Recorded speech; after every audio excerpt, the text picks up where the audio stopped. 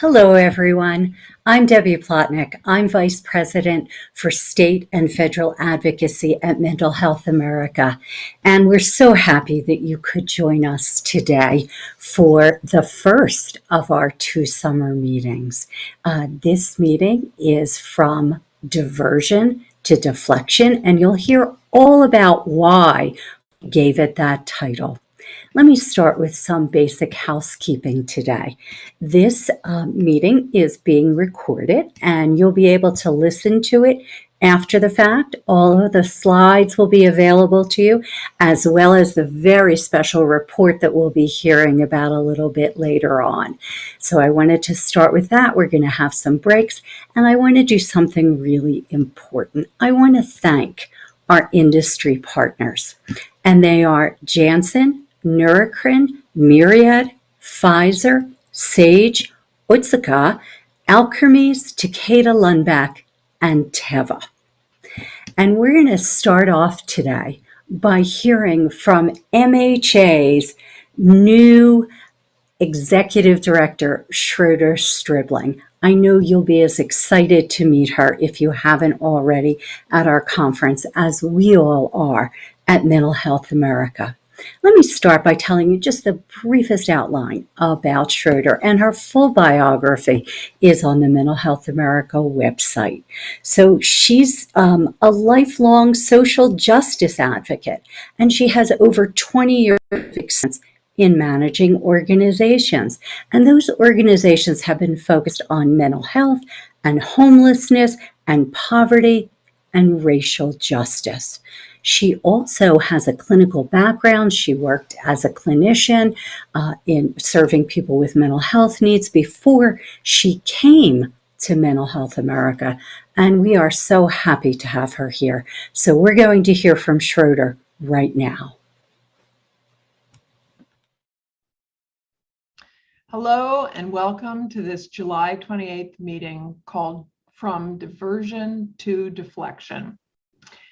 I would like to welcome you as the new President and CEO of Mental Health America. My name is Schroeder Stribling, and most recently I was running a nonprofit here in Washington, D.C. called N Street Village, where we provided housing and supportive services to about 2,000 women every year experiencing homelessness in our nation's capital.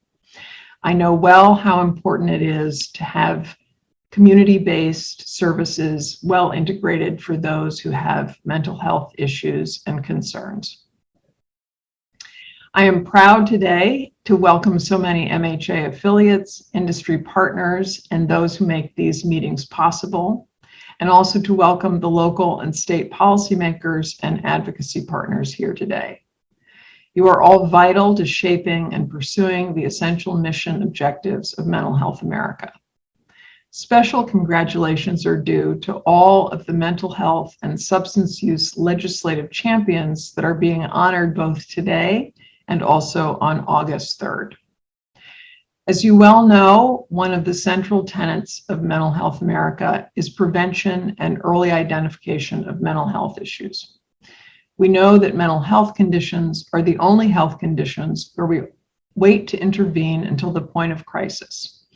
In doing that, we have created vast numbers of people with mental illness and mental health conditions in the criminal justice system and in homeless continuums of care across the country.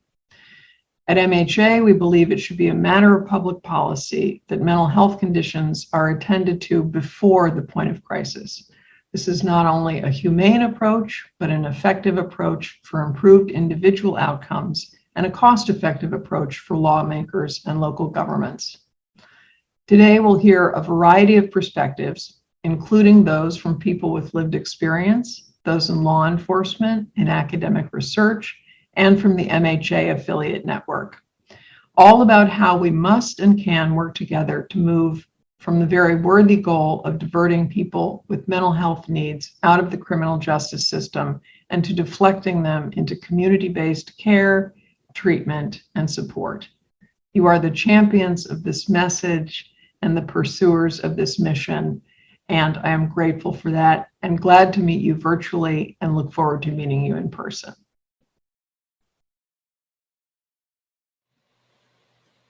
Thank you, Schroeder. We're now going to do one of our favorite parts of our regional policy council meetings, and that is to recognize some of this year's mental health legislative champions. We're going to start this part of our program by hearing from our good friend Carmen Hansen at the National Conference of State Legislatures.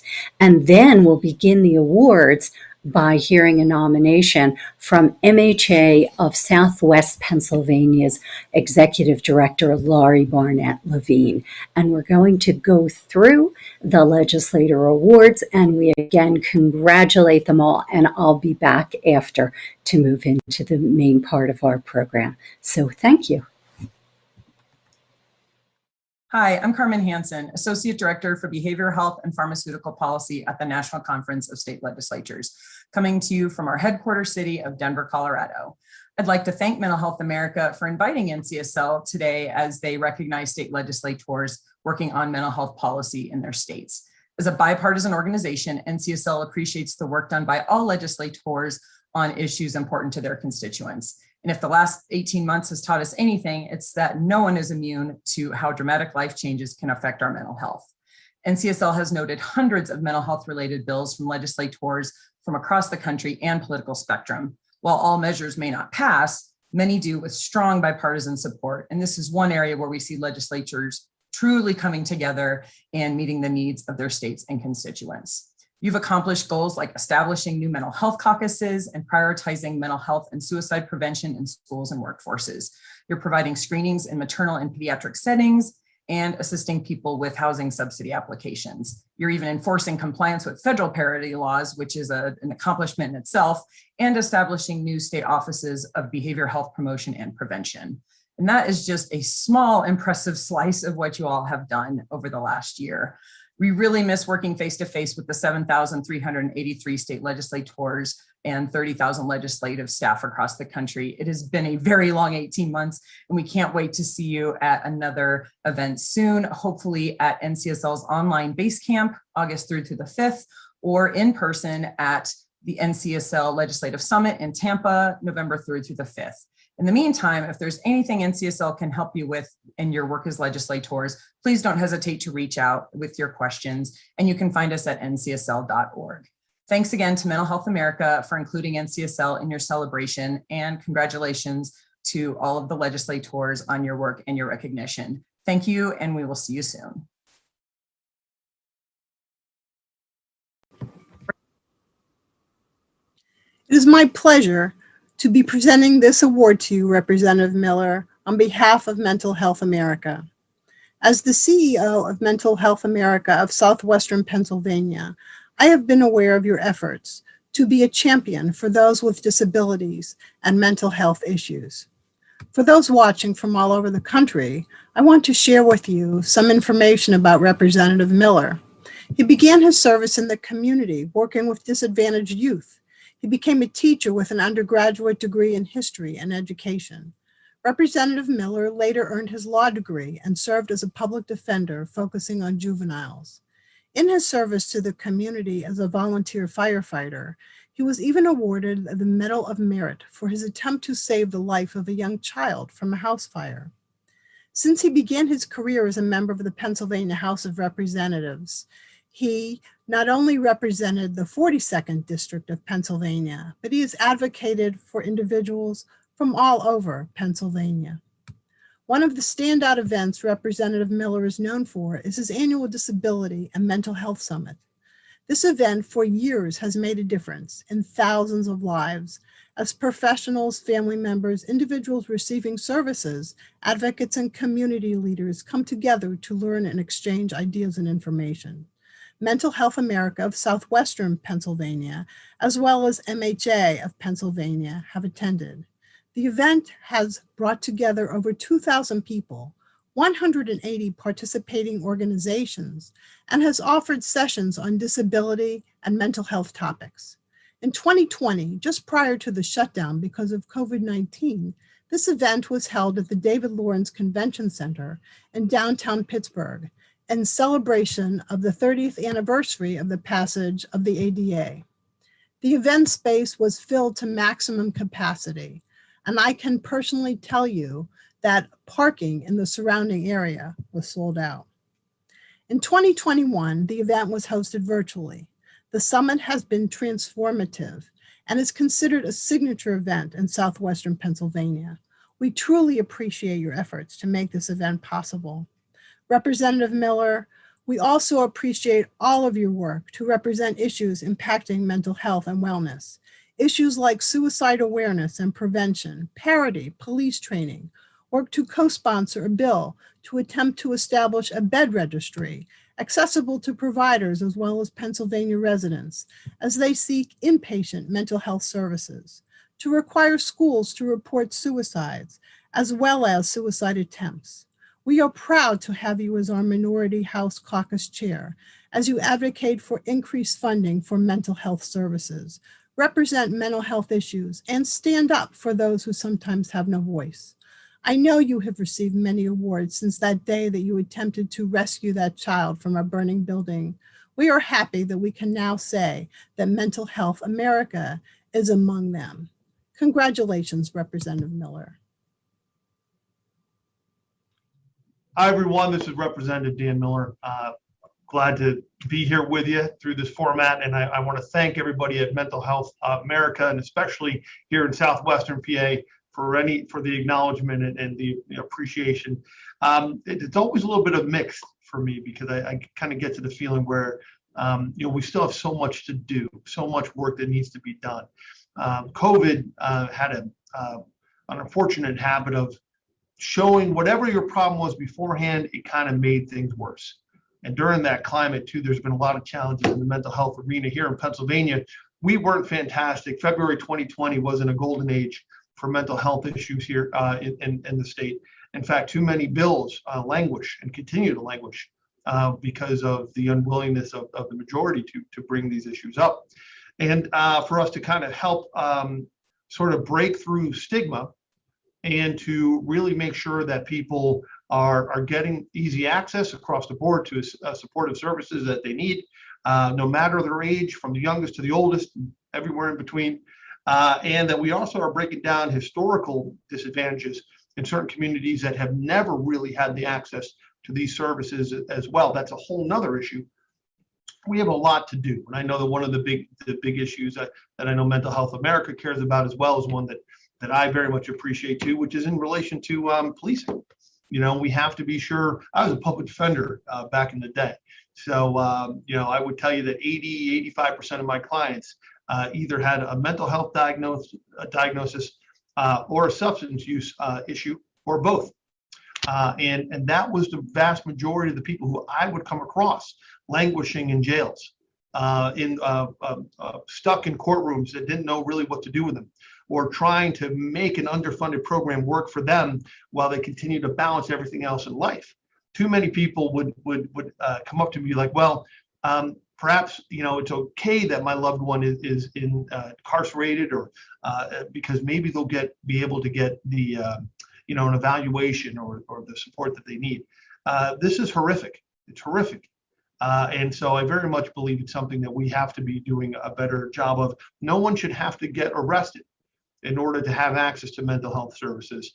And that also means supporting our police and recognizing the limitations of them, right? While we definitely need for them to be aware of certain things and to help create a better climate in many ways, we also need to recognize that they are not mental health therapists of any type. And for us to confuse the two is a disservice to both. There is so much that needs to be done, and that's why CERT teams and different support teams need to be something of a priority here in Pennsylvania. And then I know some other states have done better than us in that arena. Look, we struggle, right? I'm very pleased to do a disability and mental health service. And I occasionally get people that come up and they say, well, go to Dan Miller. He's the expert on mental health, or he's the expert on a disability. While I appreciate the positivity of that, I would also note that only really shows how far we have to go. I am not an expert in either. All I can tell you is that I care, and it's something that I look to prioritize in my work. In order for me to do the work, almost every one of my mental health and disability bills, they come from people like you who come up to me and tell me about a problem that they have experienced, their loved one has experienced, a barrier that I didn't know about, or a structural change that needs to happen. those are still what most of us need. So you got to keep in mind that even when you come across elected officials who do have an interest, who do really care about something with it, often they're still going to need to have a little bit of a sort of an informational lesson as to why this matters or how to make it better. And that requires you. So while I again, very glad to offer, I think probably 60–70% of my bills are in the disability and mental health arena. The vast majority of them do not come from me. They come from people like you who help me to make a better system, hopefully at the end of the game. That's where we need to be. I'd also note too that we still have to get over some, the financial aspects of some things with it. And I get a little bit frustrated when people come up and they talk about a disability and mental health issue. And as long as it doesn't cost a dime to fix, then they're all for it. Or elected officials who would take a picture with an advocate, but then won't vote to support the cause, no matter what else they may say in a meeting, right?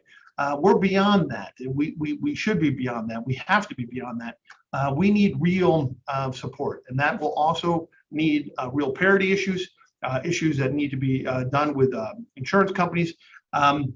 And that will also mean that we need to rethink things like policing and their sort of the interaction with those with a diagnosis. And we need, on the larger sense as well, to be sure that the supportive agencies that are there, both on the federal and the state side, and the county through them, have the support, the financial wherewithal to make sure that our trained professionals can make careers, are financially supported, and that the programs are of high quality. And that sometimes means that you need to put more money into the program. Look, there's a lot for us to discuss, and from what I understand, I'm limited. I'm sure I'm over the time anyhow. Thank you very much again for everybody in Mental Health America. I appreciate everybody in Southwestern PA and for the kind thoughts. But we're not spiking the ball here. Okay, we got a long way to go. I'll do my best to stay with you throughout my time that I'm in the House, and I appreciate those who reach out, give us the ideas, the stories, the things that we need to do. All right, while my phone in my office is always open, so I look forward to the time when that's not needed. But unfortunately, we're not there yet. Thanks again. Thank you to my friends and colleagues at Mental Health America for honoring Representative Marjorie Decker and Senator Julian Cyr of Massachusetts with the Legislative Champion Award. As co-chairs of the Mental Health, Substance Use and Recovery Committee of the Legislature, the representative and the senator led our public policy and legislative advocacy agenda for behavioral health reform in the Commonwealth. Senator Cyr also serves as a member of the Senate leadership team, where he advances behavioral health and social justice reforms in every aspect of Senate business. Representative Decker was recently asked to chair the Public Health Committee, where she now makes behavioral health a priority for all of public health. These two exemplary leaders in public services demand action on behalf of all Massachusetts residents at risk for or living with mental health and/or substance use conditions. Recognizing the social justice and racial equity challenges we have yet to adequately address in the Commonwealth. Their deep commitment, inspired by life experience and their constituents, sets a bar to which all of us who work with them aspire. Our hearts and minds cry out in gratitude for your generosity and compassion, and for all that has been and will be achieved on behalf of the children, adults, families, and communities in the Commonwealth who need access now to prevention, treatment, and recovery services before stage 4. Thank you. Thank you so much for this recognition, and a big shout out to Donna Mosh and the whole extended clan at NAMH for nominating me for this recognition. I'm someone who, in serving my 3rd term in the legislature, was not someone who expected that I would be elected to the state Senate. And I am someone who has struggled with anxiety and depression through my life. Particularly in my adolescence. People knew I was different. I struggled with anxiety, depression, had panic attacks, had an eating disorder, and an outpatient behavioral health, particularly therapy, really has helped me manage my anxiety and my depression and do things I never dreamed that I could do, including the job that I have today. But when we look at access to mental health care, behavioral health care in Massachusetts, simply put, it's just too difficult to access care. There's not enough providers. There's too many hurdles to get through.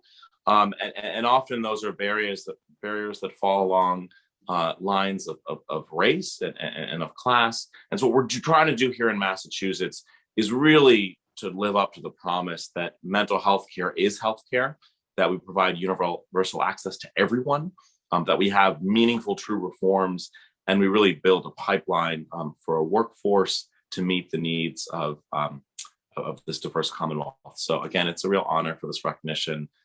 Thank you so much for all the work that y'all do, and looking forward to passing some big, bold legislation and taking some pretty meeting the moment when it comes to mental health here in Massachusetts, and hopefully partnering with folks all across the country.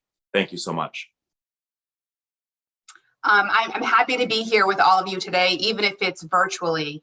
I want to thank the Massachusetts Association for Mental Health, in particular Donna Mosh, who I know nominated me today.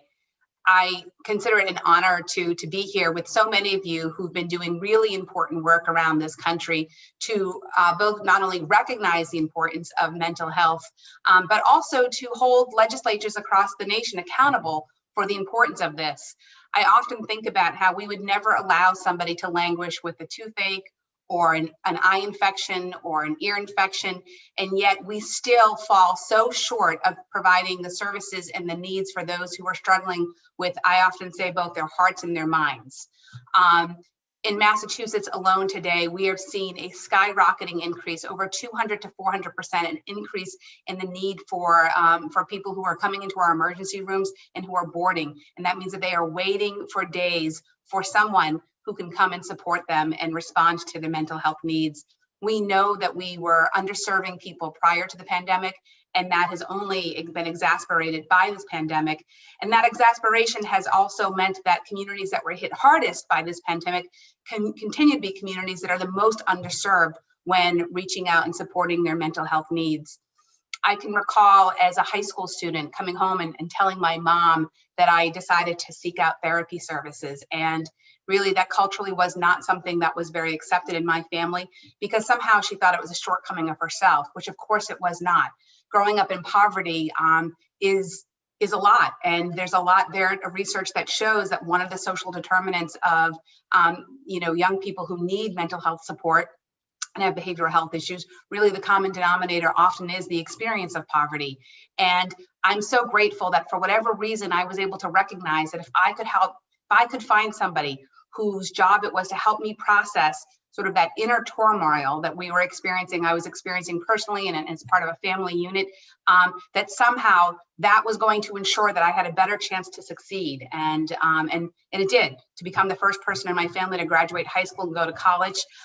For me, there's so many examples of where too often I see people who believe it's the struggle, their mental health struggles are somehow their fault, that it's a shortcoming, or that it's theirs alone to solve. And that's just not true. And until we stop seeing mental health care as something that is isolated and siloed from the physical care of our bodies, which of course we know that they're intertwined, we will continue to fail generations of people who deserve this kind of support and deserve to have it covered as well. I want to thank all of you who've been doing this incredible work, for many of you for decades, and I know Donna, that's true for you, and for making people realize that suffering is not the only option. That in fact we can, every time we step out and we tell people that they deserve support and support's available when they need it, we empower others to do the same, and we can often save lives and reduce suffering. So thank you to all of you who do this work, and I'm honored to receive this recognition, but truly, it's really what my job is about. So it's on behalf of everyone who's ever had the courage to either ask for help, or anyone who's had the courage to recognize that it's our job to make sure people have the kind of help they need when they need it and where they need it. Thank you. Hi, I'm Tanya Fullwider at Mental Health America of Ohio, and I'm grateful to Mental Health America for this opportunity and thrilled to nominate and introduce Senator Nikki Antonio and Senator Bob Hackett. Senator Antonio and Senator Hackett are the co-chairs of our bipartisan and bicameral Ohio Legislative Mental Health Caucus. Our Mental Health Caucus serves as a forum where General Assembly members, their staff, and advocates work together to elevate mental health issues. It provides opportunities for legislators to address mental health policies and build knowledge. It fosters dialogue and partnership between advocates and policymakers, and its success is in large part because of these two senators. They are impactful leaders in the Mental Health Caucus, and we are incredibly grateful for their ongoing dedication. This year, Senator Antonio and Senator Hackett co-sponsored a bill signed by the governor in April that protects permanent supportive housing properties used by individuals with mental illness or substance use disorders. And just last month, they introduced another bill that prohibits a person's disability from being used to deny or limit custody, parenting time, visitation, adoption, service as a guardian, or foster caregiver. I'm certain many of us at MHA affiliates have witnessed the discrimination and stigma faced by parents with mental illness. Through our state budgeting process that was just completed for the next 2-year period, these two legislators advocated for a number of initiatives that support the mental health of Ohioans when needs have only continued to grow over the last several months. At MHA Ohio, it's our mission to transform how people think about mental illness, make it easier to get help, and give people the support they need to get better and stay better. And we are fortunate to have incredible mental health fighters and advocates here in Ohio in Senator Nikki Antonio and Senator Bob Hackett. Thank you. Hi, this is State Senator Nikki Antonio of Ohio's District 23. I am honored to accept Mental Health America's 2021 Legislative Champion Award, and I thank Mental Health America of Ohio for nominating me for this prestigious national award. The mental health and wellness of Ohioans has always been one of the top priorities as a legislator. With 1 in 5 Americans being diagnosed with a mental illness in any given year, we know how important the mental health needs of our families, children, and workforce are so that they can access services essential to be able to flourish and thrive. As co-chair of a bipartisan, bicameral Ohio Legislative Mental Health Caucus, we focus on areas of mental health most affecting Ohioans and have developed an annual legislative strategy. Throughout my term as a state senator and my 8 years prior as a representative, I've worked to secure funding for local mental health and addiction services providers, introduce legislation, and work with community leaders to improve resources for mental health and addiction services in our county jails, as well as promoting mental health first aid training throughout the state. Improving care and services to Ohio's pregnant women has also been a priority. I've introduced legislation to recognize doulas for their important contribution to the general health and well-being of expectant mothers, and work to fund their services, and most recently championed and secured Medicaid healthcare coverage for women up to 12 months postpartum. The COVID-19 pandemic further highlighted the necessity to provide mental health services throughout our state, as many people felt distressed, isolated, and burdened by the health and economic turmoil going on all around them.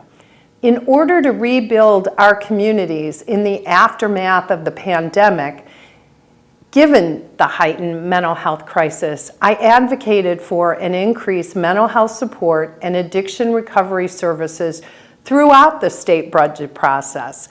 This 2-year budget includes a pilot program in rural Ohio counties that were hard hit by the opioid epidemic for recovery housing, enhanced wraparound services for K-12 students, and increased funding for campus safety and mental health programs.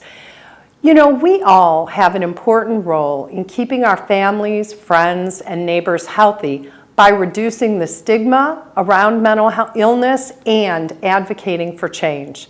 I am proud to play my part to advocate and to create good mental health public policy in the state of Ohio and fund it.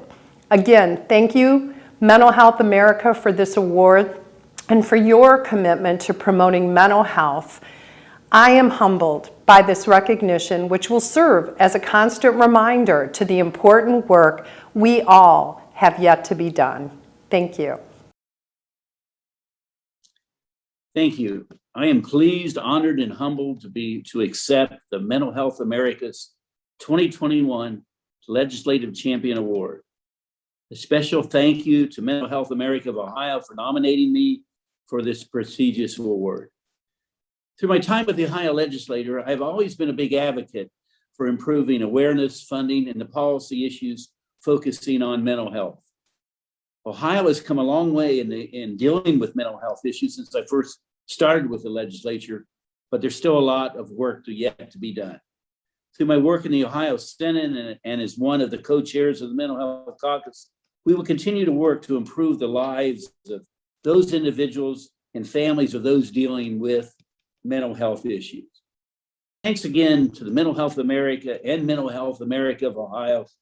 I am humbled to accept the 2021 Legislative Champion Award. Thanks.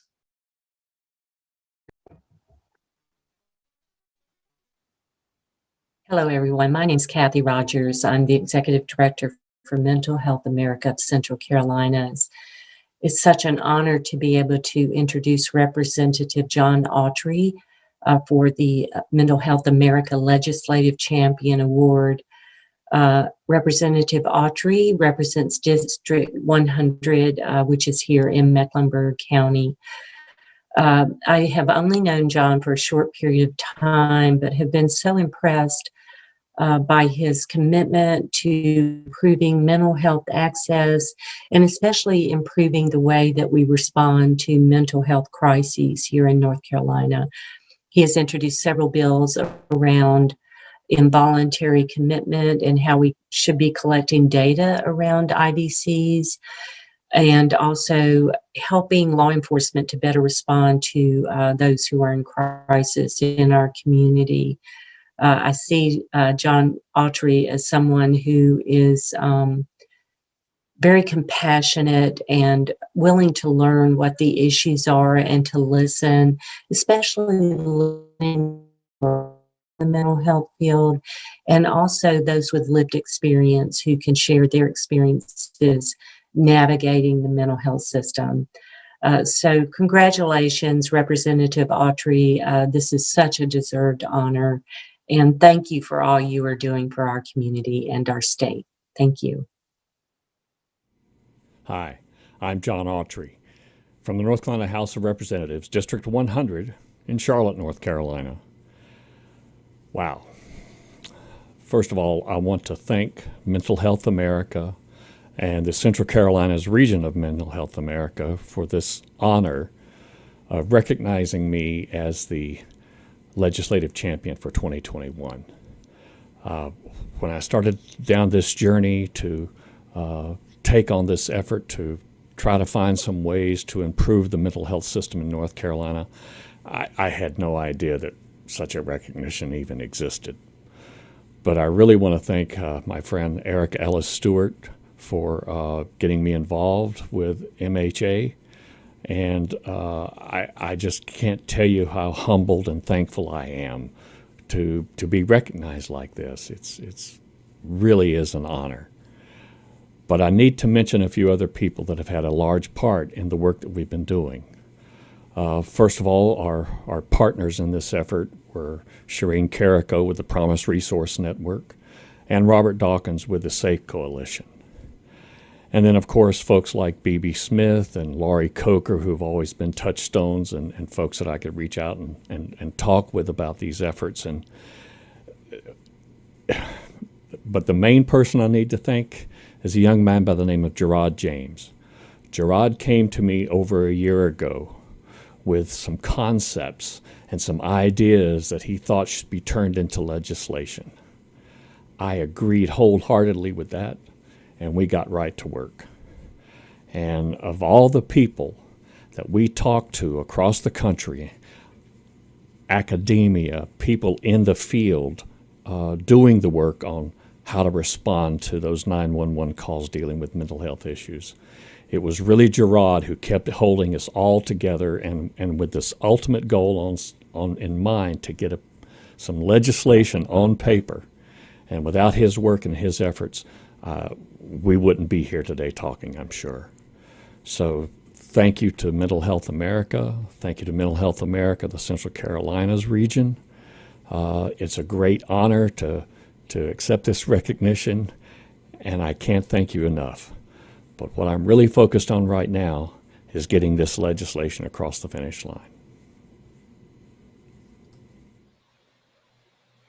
Wow, you can see why this is one of our favorite parts of what we do at the Regional Policy Council. Alternately, I was smiling and tearing up as we heard from some of this year's legislative champions. We're also going to hear from five more state champions that are meeting on August 3rd, and you'll hear more about that at the end of this meeting. We're going to now regroup. We're going to take a 5-minute break, and we'll be back to dive deeply into this subject of from diversion to deflection. See you soon.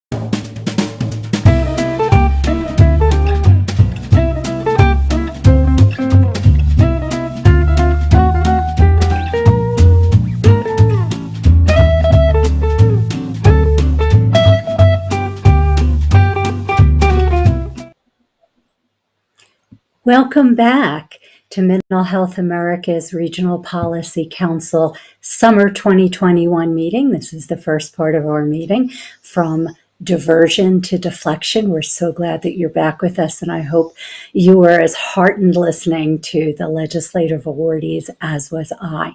I want to again thank our industry partners who make these meetings possible. Allergan, Janssen, Neurocrine, Myriad, Pfizer, Sage, Otsuka, Alkermes, Takeda, Lundbeck, and Teva. We're going to dive deep now. We're going to have some serious policy talk, which is one of our favorite things to do at Mental Health America. And after we listen to each of the experts who will be coming up, we will have live Q&A. They'll be here with us live, and I'm inviting you to listen carefully as they speak and put your questions for them in the chat. And when they're finished speaking, they'll be able to engage with our listening audience. So we're really glad that you're here today. I'm also delighted to introduce our very first speaker, who's going to set the stage here from diversion to deflection.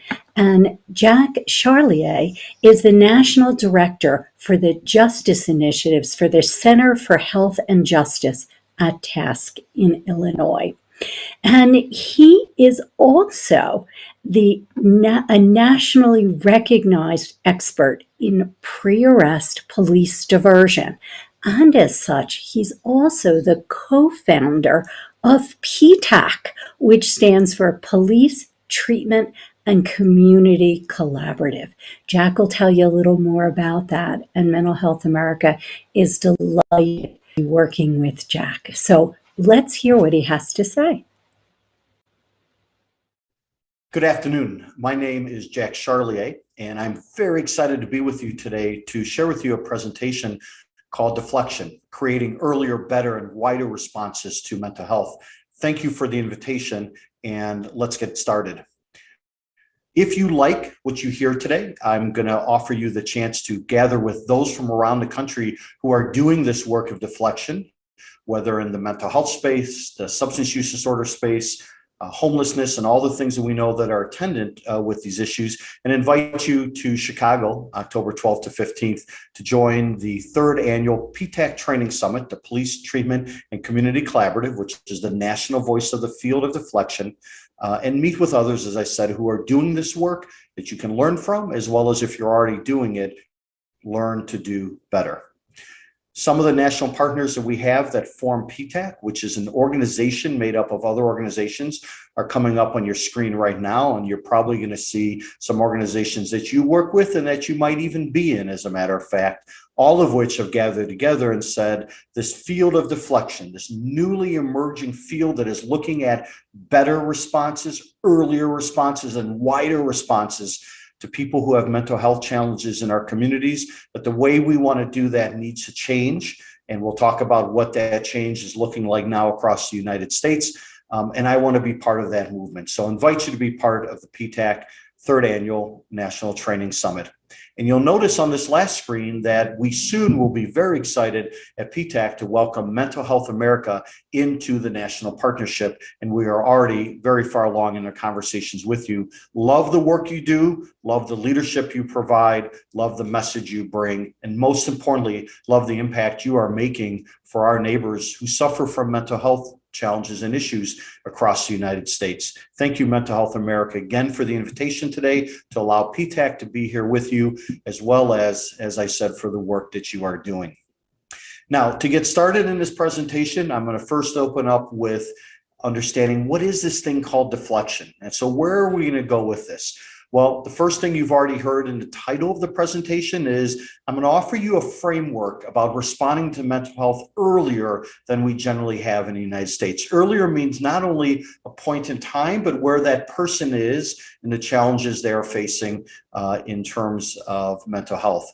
The other big theme that's going to come from today is we're going to not just talk about police, right? So PTACC, as the national voice of the field of deflection, has been looking at non-police responses, so non-law enforcement responses to mental health and behavioral health issues now for several years, because that's what we do in the field of deflections. We look at the range of possibilities of how communities might respond to things. So I'm going to bring that to you today and offer you that not only are there good non-law enforcement responses out there, but the police are okay generally with no longer being in this position of having to respond to everything. And that's very important for you to hear, because sometimes there is tension around, boy, if we don't have the police, what will happen? What will that look like? Well, for the most part, what we found is they're happy to not be in spaces for which their training, equipment, and resources didn't prepare them to be in it anyway. And then finally, I'm going to offer you a way to understand these responses from a systems approach, right? Looking at it system-wide and not having to worry about chasing kind of the next big thing, the next site that's developed something that we want to go look at. And instead being able to say, you know, what we're really building out is a framework of a range of responses in community, some involving law enforcement, some not involving law enforcement, but other first responders, and some not involving any first responders. We want to build out a system of responses to people with behavioral health issues. Again, easy, better responses, easier responses, and wider responses. So what's in the name? What is this thing called deflection? It might be a term for you. So if you look on the left-hand side of the screen that just came up, notice that very first line there. Deflection is centered in community. That is the big difference between deflection and diversion. Words matter, language matters. So I want you, as my first ask to you as the presenter, I don't want you to use the word diversion anymore. I want you to start using the word deflection when we think about people with mental health challenges and community. Diversion is a word, as you see, of what just came up on the right-hand side of your screen, that centers itself in the justice system, that centers itself in, because we do this deflection work with EMS and fire also, that centers itself in emergency rooms, right? And so we look at those kind of deep end systems of how we want to build our responses.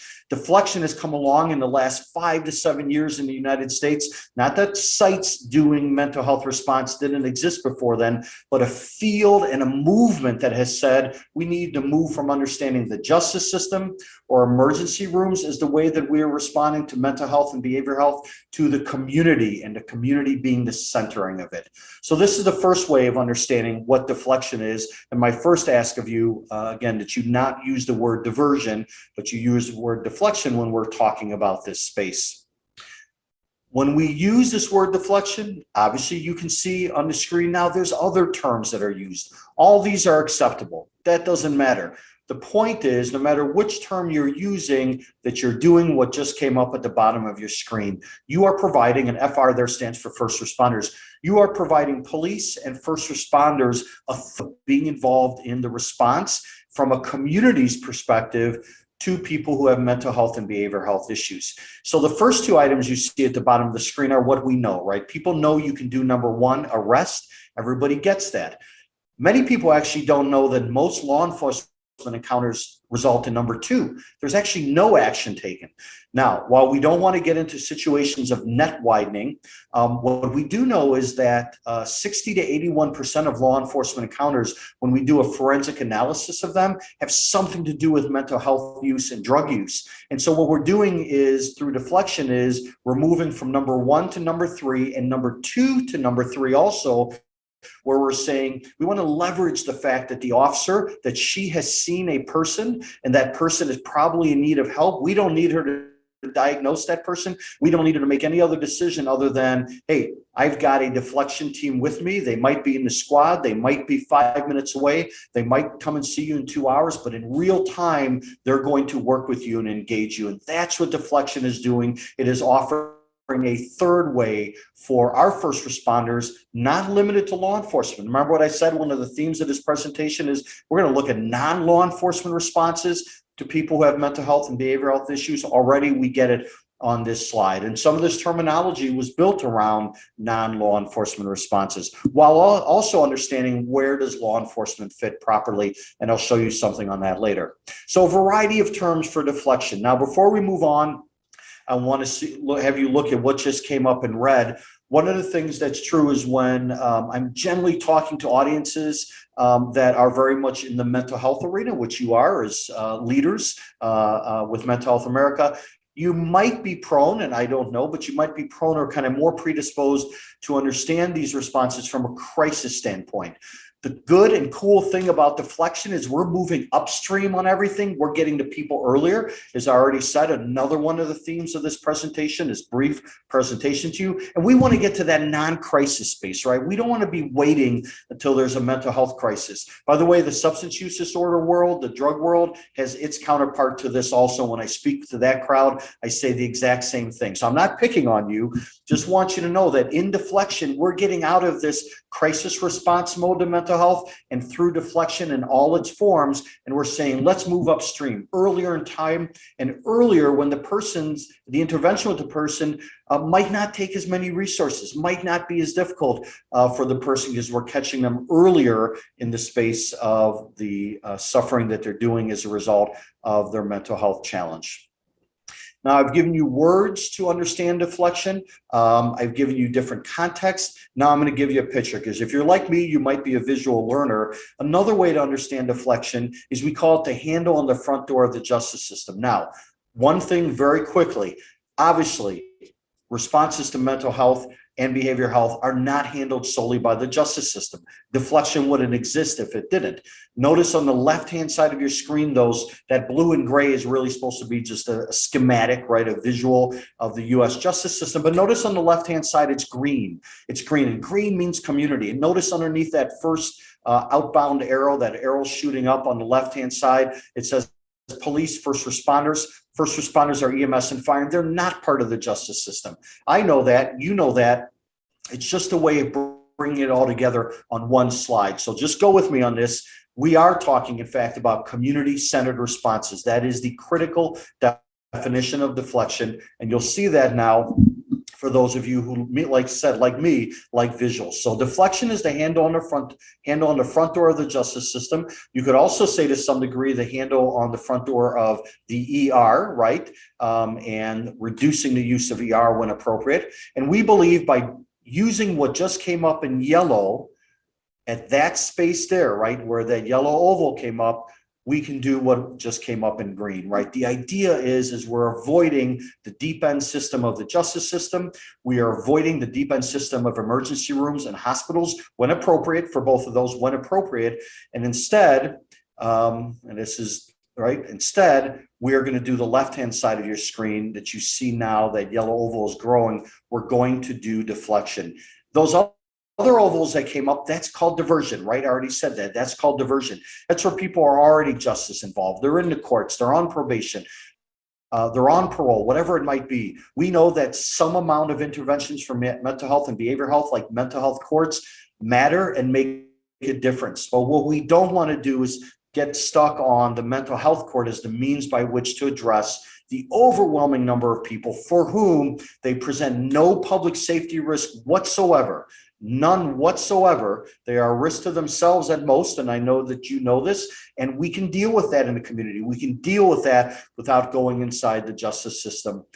For many, many, many, many of those people, we can go earlier to the left of the schematic, and we can avoid kind of some of the things that have gotten traction and play that are important.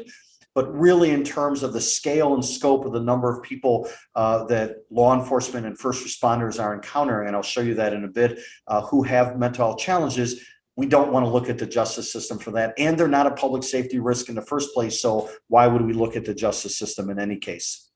Now, the screen actually changed. It looks like the same slide, but if you look at the title, it changed. A little bit of trick here. Notice now that I added, or the title is now the 3 prongs of Deflection. In other words, you said, Jack, okay, you said we're going to go earlier. You said we're going to focus on community. We're going to be upstream. We're going to look at non-police responses to this. Show that to me. This is where you're going to see it. So if you look on the left-hand side of the screen, right, same, just different title, but same slide, looks identical to what I just had up. And notice, watch these 3 arrows coming down.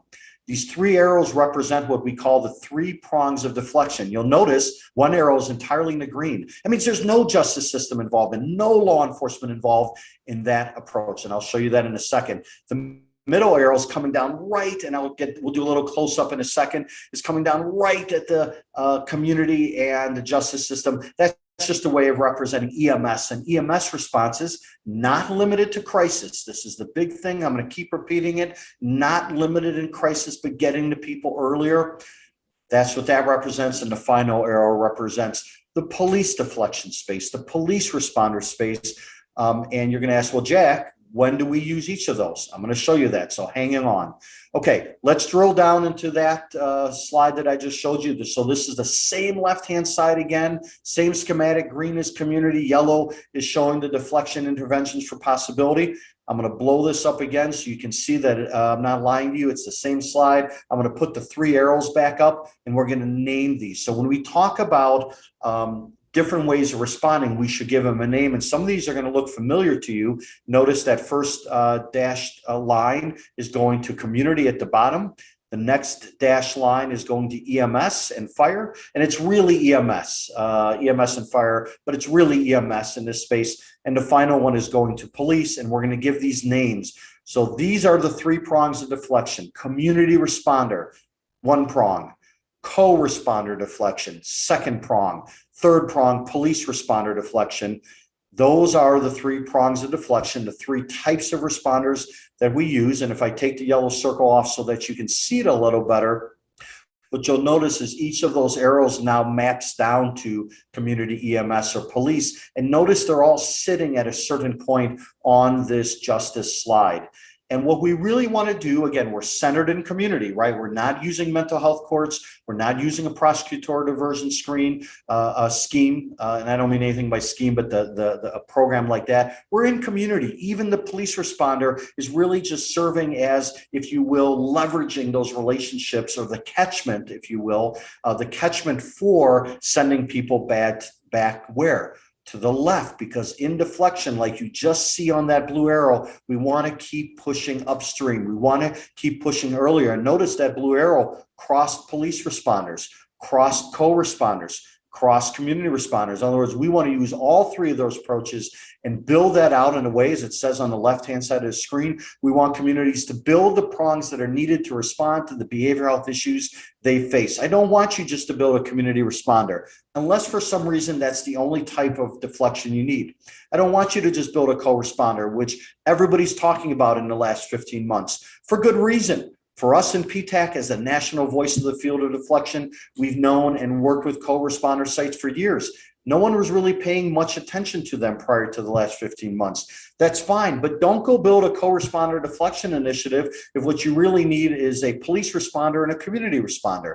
Focus it on your own community and the challenges that you want to address. Remember, the people are never our challenge. It's us serving them. It's us creating a low bar for them to get across. That is the challenge.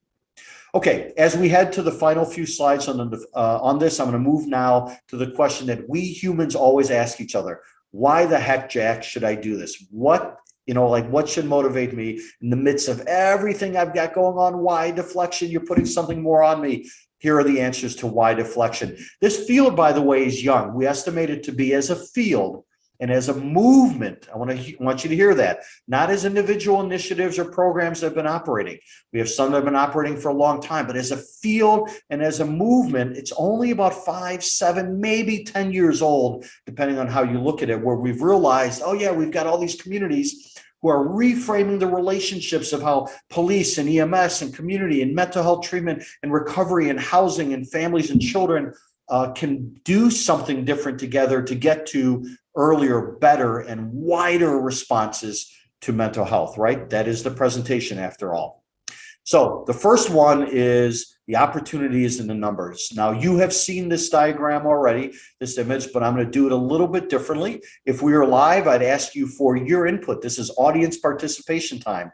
I'd say this is the justice system. Again, you've seen this. On the right-hand side, how many people approximately are in the U.S. justice system? On the middle box that you see, how many people are on the front end of the U.S. justice system? This is the churn through the jails in the United States. And on the left-hand side, even if you know the first two, you probably don't know the left-hand number. That left-hand number is how many people does law enforcement encounter in the United States every year? Again, we're not live, we're not in vivo, so I'm just going to put the numbers up. But the point of this is to show you the scale and scope and transformative nature in terms of size, not magic, right? Not this is on end all to be all. We need everything else going to of deflection. Deflection is 10 times as large as the justice system in terms of the opportunity to catch people early. Look at that on the left-hand side. What if a lot of those people, and by caught, you know what I mean, that they're part of a deflection initiative, they are referred over directly, immediately on the spot, possibly, which is generally called co-responder deflection, or afterwards in very short periods of time measured in minutes and hours, sometimes days, depending on how the deflection initiative has been designed. But look at that, 60.5 million. What if we could go that far upstream? What if we could relieve the social burden on police that is in place on them to solve problems for which they're neither trained, equipped, or resourced to do? And instead we could say, let's put a deflection team on that left-hand side, 10 times bigger than the justice system and 6 times bigger than the churn through the jails of people who have mental health issues and are going to go into jail, get no treatment, let's just call it what it is, most likely come off their medications and then be discharged in 1 to 3 days without medications, and the situation gets worse. Look at this. Look at the opportunity that deflection presents by going left on the work that we're doing right back here, just like we've seen so far. Deflection is part of the solution. As you can already see, by the way, I don't read slides. I would definitely not try to read these slides. This is one for later, but you can see the variety of things that we believe and have already begun to see in this still very young field. We believe, by the way, there's about 1,000 deflection sites in the United States. Depends on how you count the numbers. The point is there's 18,000 police departments. If we just stay on the police side and not even include the 18,000 EMS, just for the sake of this discussion, we're nowhere near saturation on deflection. It gets talked about a lot, but we are still a very young field and on the move. Other things that deflection we believe is part of the solution. And I got to tell you, this is a slide we made up very early on in the life of PTACC. Again, as the national voice of the field, notice that these issues that are on here, especially the very first one, like these are not new issues. All of us who have worked in any of these deep end systems, child welfare, the justice system, healthcare, we know that racial disparity in addressing it, we must do that. We are responsible. We didn't need the last 15 months and the tragedies that befell that fortunately opened up that to many other people seeing it who didn't know, but we in this system, in these systems have known it, and we need to be accountable for that and keep doing the very, very hard work.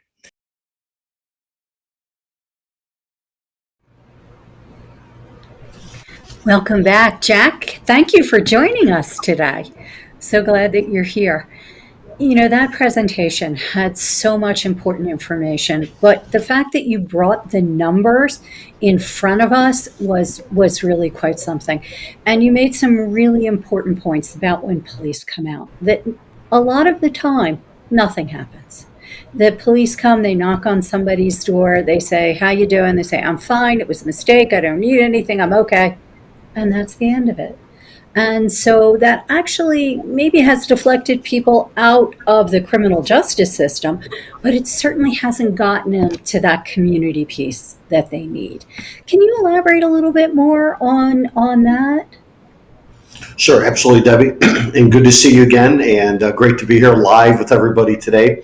So when we talk about the 3 things that happen thanks to deflection, many people will know the first one, arrest. We know that we can arrest people. The point of the second one of taking no action, the reality is that law enforcement encounters lots and lots of people, as you are describing, for whom actually a referral, not a referral in the sense of a piece of paper, but a connection, a warm handoff, if they so choose to be able to help them, would be super beneficial to them.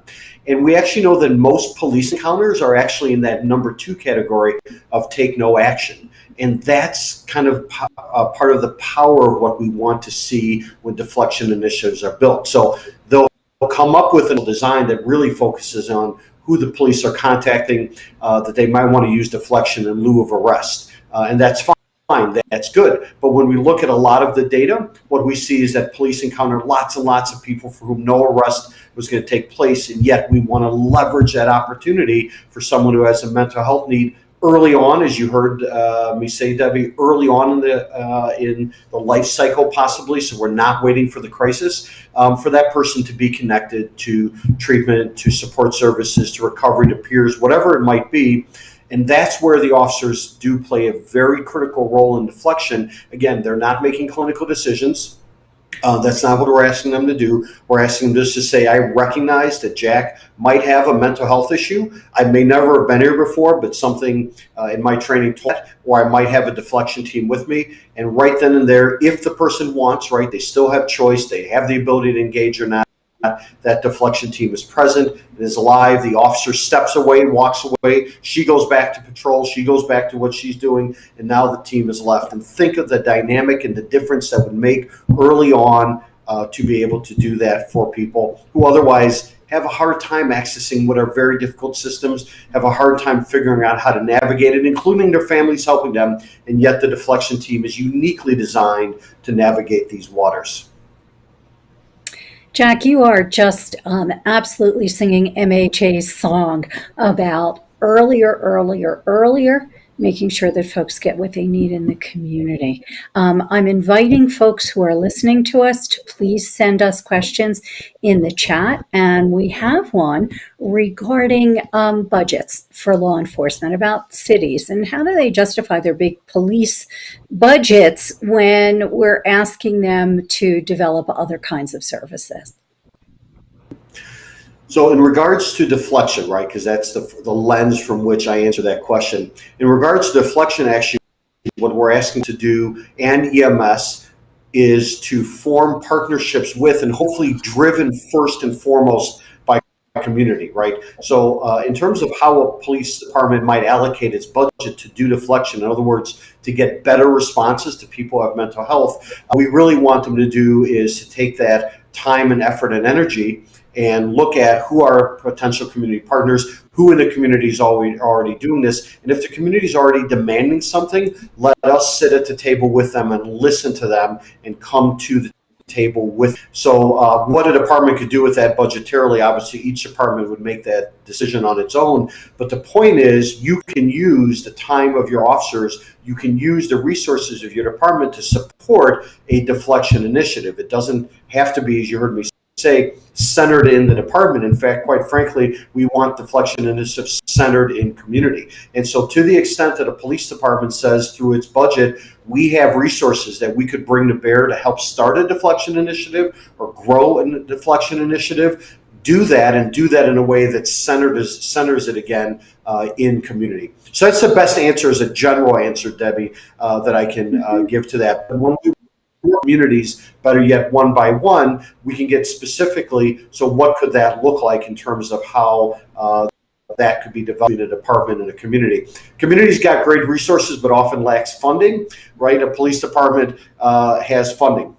And so how do mix best together? And sometimes, in a lot of ways, really the funding that we're looking at for deflection is really coming from the behavioral health side, because the intervention, as you and all the colleagues at Mental Health America know, the interventions that's needed goes well beyond just contact with law enforcement and EMS. The intervention is long run and way out of the police purview, which, as it should be, being done and funded through a local, county, and state mental health system, both emergency as well as non-emergency, non-crisis, which is a big part of the message of deflection.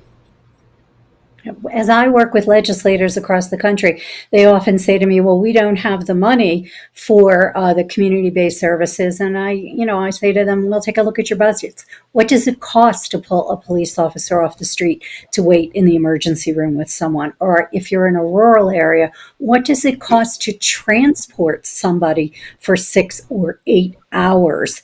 What does it cost for the police to go and be involved in perhaps a hearing for that person? So these are all the things that there are hidden costs in there. Do you hear about those hidden costs from the members of PTACC? We do, and directly from sites themselves too, right? PTACC is, like Mental Health America is one of our newest national partners, organizations, but directly from sites also. And the hidden costs really are costs that I would actually argue, Debbie, are not, they might be off budget. In other words, as you said, an officer sitting in an emergency room or going to court multiple times, but to the people on the street, so to the people who are going through the justice system, they can see it right there that at the end of the day, there is no bang for buck proposition in many of those situations. And in the non-arrest situations, which again, we want that to be a huge part of deflection early on, pre-crisis, everybody can see that we're just kind of waiting for the crisis to happen. We're kind of waiting for the arrest to happen before we act. So I would argue that the hidden costs, in other words, off paper, right, something that a council member, she might not see. The reality is everybody going through the process can see the dollars all over the place just going up in smoke because nothing is coming from these repeated activities and encounters that are waiting for something big and worse to happen in a bad way and worse to happen, or the person doesn't get better and they can see it and repeat calls over and over and over to kind of a low level situation where we could actually intervene and solve it. So absolutely. And again, I actually don't think they're hidden. And I think not only people, but the families involved, we know the officers talk about it because they tell us. We know people who are involved in deflection talk about it because they tell us. So it can't be too hidden at the end of the day. You're right. It's been very obvious to us, but it often isn't obvious because budgets are often so siloed. I'm really thrilled that Mental Health America is joining PTACC. We have a question. People are very interested in how organizations join PTACC and what types of organizations are you looking to work with? So PTACC, as the national voice of the field of deflection, is open to the entire range of organizations, including community-based research, university, police, EMS, treatment. And by the way, treatment, just because we had to come up with the name, right? So treatment is mental health, behavioral health, whatever it might be, all-inclusive.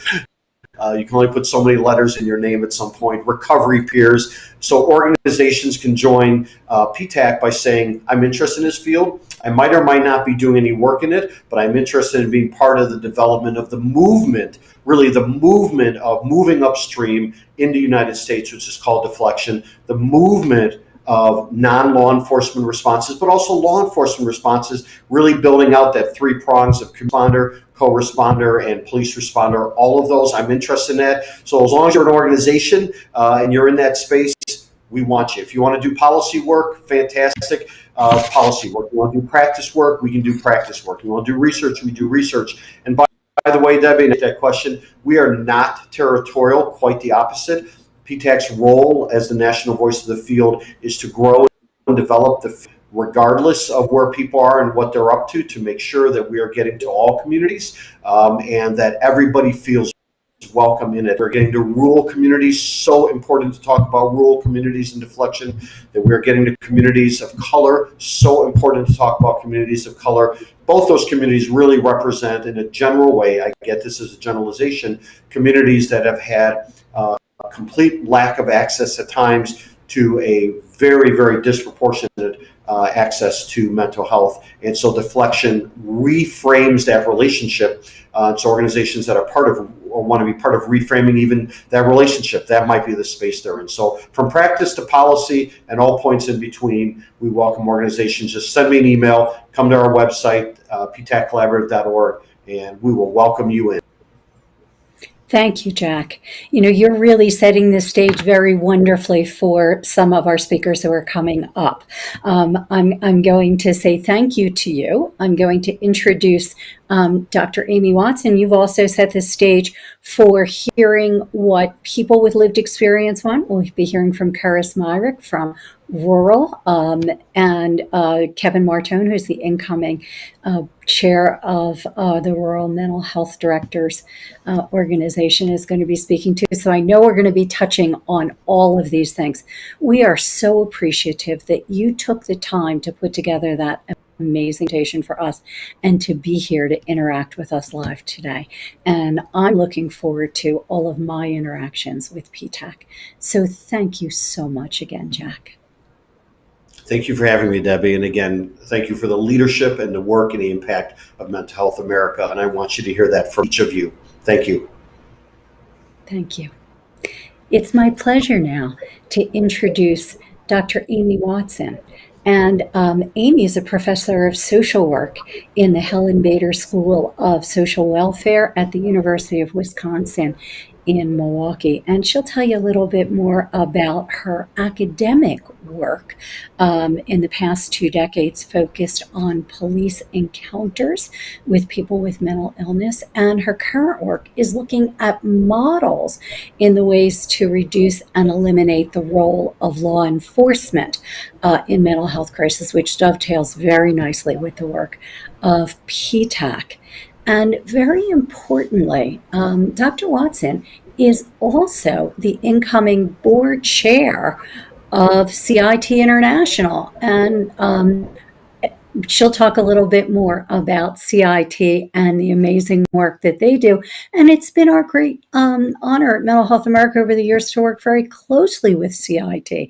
But as Dr. Watson will tell you, we need to move beyond that diversion out of the criminal justice system to deflection. So please join me in listening to Dr. Watson, and then she'll be with us for Q&A. So please start typing your questions in the chat as soon as one to you. Amy? Thank you, Debbie. So I'm going to be talking about reducing the role of law enforcement in mental health crisis response and covering some different models and strategies. So first, I just want to provide a little bit of context to the issue in terms of police contact with people with serious mental illnesses. Our best estimates are that somewhere around 6 to 10% of all police contacts with the public involve a person with serious mental illness. And almost a third of people with serious mental illness have police involved in their pathway to care.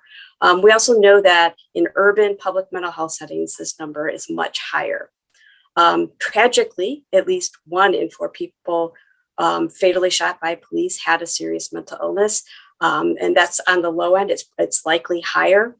And among people shot and killed by police, people with serious mental illness are more likely to have been killed in their homes and to not have a firearm on them. We know that over 1 million arrests of people with mental illnesses occur every year in the US. And once they enter the criminal legal system, they tend to stay longer than people without serious mental illness. When we talk to people with serious mental illness about their experiences with police, they talk about feeling very, very vulnerable. And particularly when the contact is in the context of a mental health crisis, they talk about it really increasing the trauma, their fear, as well as increasing the stigma of the mental health crisis.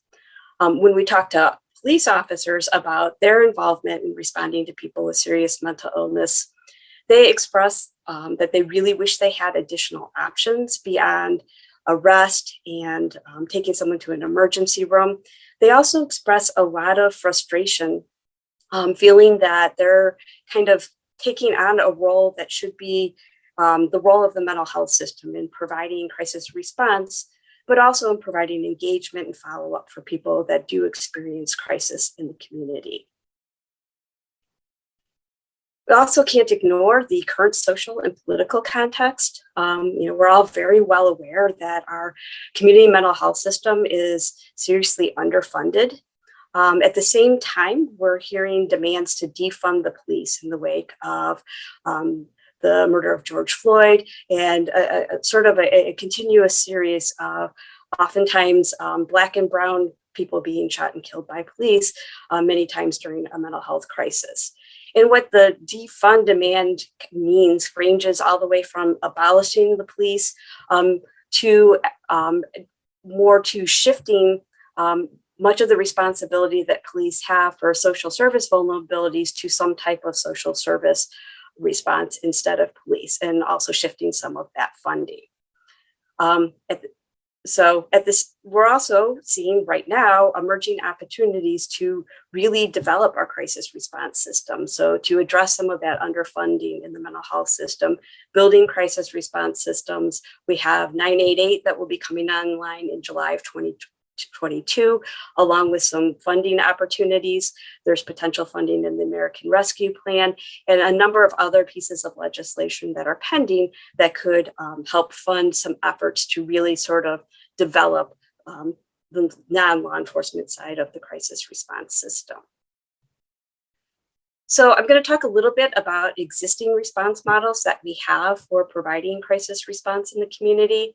And I divided them into two kind of buckets. One is police-based mental health crisis response models, and I'll cover the crisis intervention team model and the co-responder model, and the non-police mental health crisis models, which include mobile mental health crisis teams, as well as 911 diversion models, the most well-known being the CAHOOTS model operating in Eugene, Oregon. So in terms of police-based crisis response models, the most well-known model is the crisis intervention team model that's been around since the late 1980s.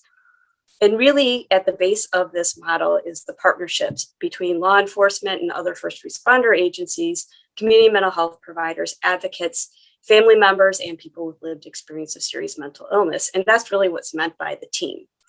Another component is working with these partners to identify a single point of entry to emergency psychiatric services for people that do have contact with police in the context of a mental health crisis.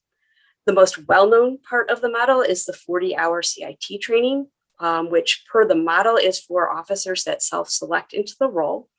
And it's a training that covers signs and symptoms of mental illness, co-occurring disorders, issues with youth, significant time spent on de-escalation skills, and scenario-based role plays where officers practice those skills. Much of the training is provided by content experts from community agencies. So you have mental health providers from the community coming in and meeting the officers, but then also providing that content. Trainings bring in people with lived experience to interact with officers and family members to talk to officers about their experiences. And many CIT programs also do site visits to local community mental health resources, so the officers become familiar with the services in the community. And while this really started out as a model to improve safety when police respond to people experiencing crisis, it really is a model that's designed to bring partners together to develop a crisis system that reduces involvement in police, but ensures that they're prepared to assist when needed. We do have a growing body of research on the CIT model. I think we could call it evidence-based for improving officer knowledge, attitudes, and confidence in responding safely and effectively to mental health calls. We have strong evidence as well that CIT increases linkages to services for people with serious mental illnesses, either via transport to a drop-off emergency psychiatric assessment center or via other types of linkage to care. There's also evidence that CIT can reduce use of force, particularly with more resistant subjects. Our findings related to diversion from arrest vary. So some studies have found a reduction in arrests for people with serious mental illness, and some studies have found no effect. And that probably really is context dependent. We also have evidence that the effects for CIT are strongest when CIT follows that volunteer specialist model. So you find officers that want to take on this role, they're probably already pretty good at it, give them some extra tools, and then have them go to the identified calls in the community. And that way they get more practice and they become even more familiar with people in the community that might require crisis services, but also the different providers in the community so that they can link people when they do need linkage to care. The next model I'm going to talk about is gaining a lot of popularity in the US right now, is the co-responder team. And that's really agencies are looking to improve their response. So they're oftentimes law enforcement agencies are hiring social workers and clinicians. And these co-responder teams pair a clinician and an officer to provide response to crisis. There is a lot of variation in how these models are actually deployed. Probably most often, the clinician and the officer ride together in the police car to respond. However, in some communities, they ride separately and arrive together. And also in other communities, the clinician provides telephonic or iPad support and the officer responds in person on scene. There's also variation in how they're deployed, whether they're dispatched directly from 911 to hot calls, or if they're dispatched as a secondary response when a first responding officer recognizes that it would be appropriate, they request the co-responder team. Co-responder teams in many communities also provide some follow-up services to crisis calls to make sure that people are connected to care. Oftentimes when these are implemented, they're not funded at a level that would allow for 24/7 capacity. That's been one of the limitations that we've seen. Overall, the goals of these teams are really to reduce arrests and increase safety in these encounters, reduce emergency department transports and hospitalizations, and increase linkage to community care.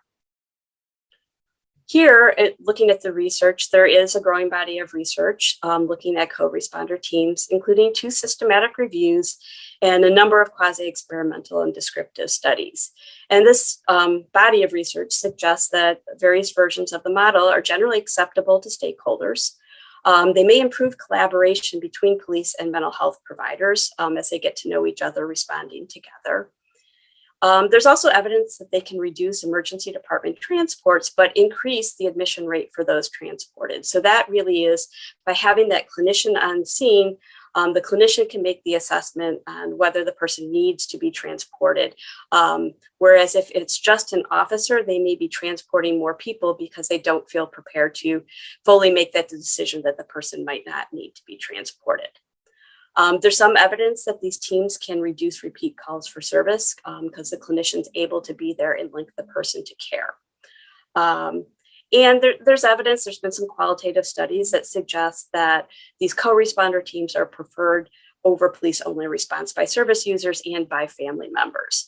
However, some of these studies have also, there's some concern that's emerged about sending police to calls that might better be handled by just a mental health response.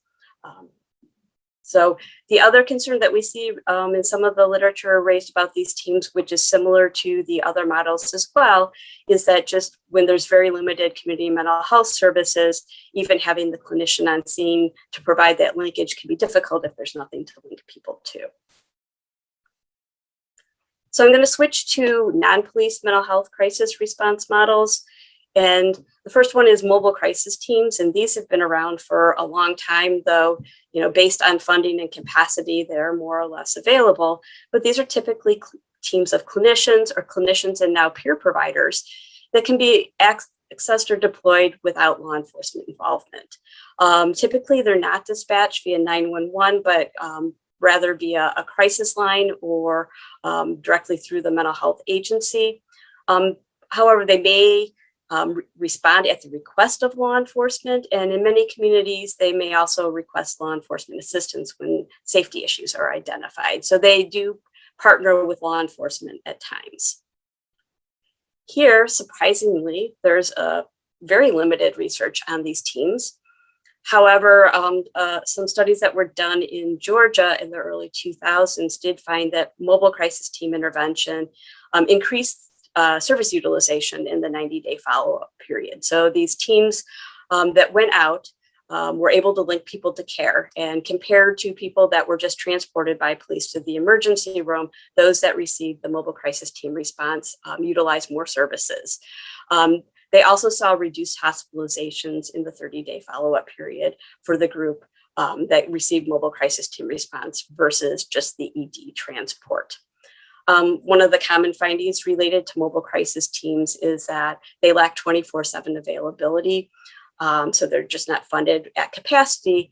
Oftentimes they're not funded at capacity to provide immediate response or timely response. So for a crisis that it is really emergent, if the mobile crisis team is not available, it defaults to a police-only response.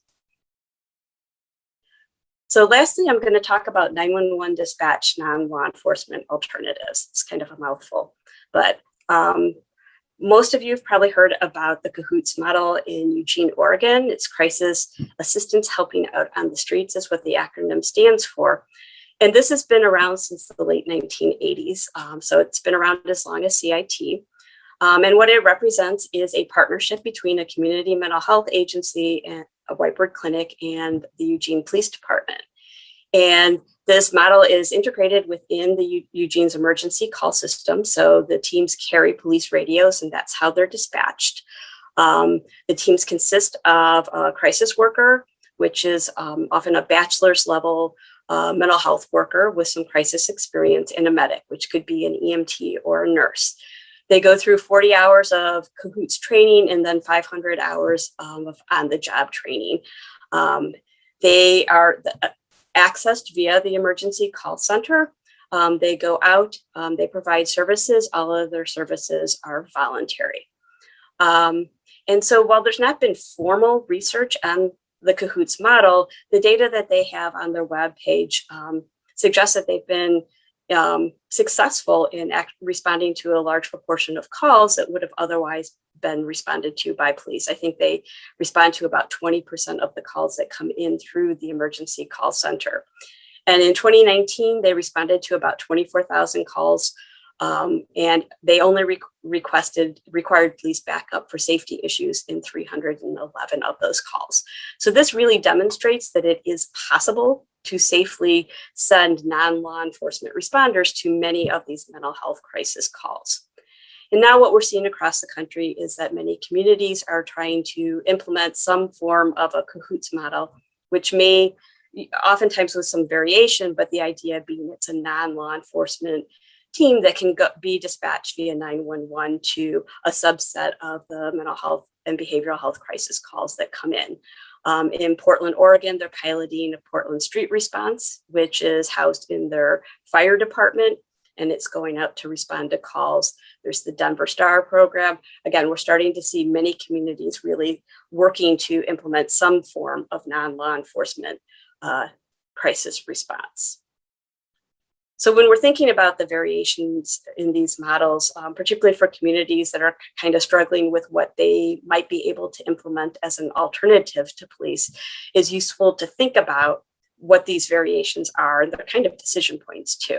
So one is just how these teams are accessed or dispatched. Are they dispatched via the 911 system? Are they dispatched via crisis line? And of course, this has implications too as the 988 system comes online as well. There's variation in who responds. Is it police? Is it EMS fire? Is it clinicians, crisis workers, medics, peers, or some combination of these different professionals? There's variation in transport options if someone needs to be transported for care. Is it a police car? Is it an ambulance? Is it a van? So what is that arrangement?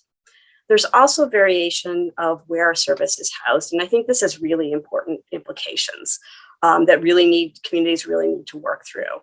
Is it at a police agency, which would then really put it dictated through police policies and practices? Is it through fire and EMS? Or is it housed in a mental health agency? And the big question is always then who pays? Is it paid for by the law enforcement budget?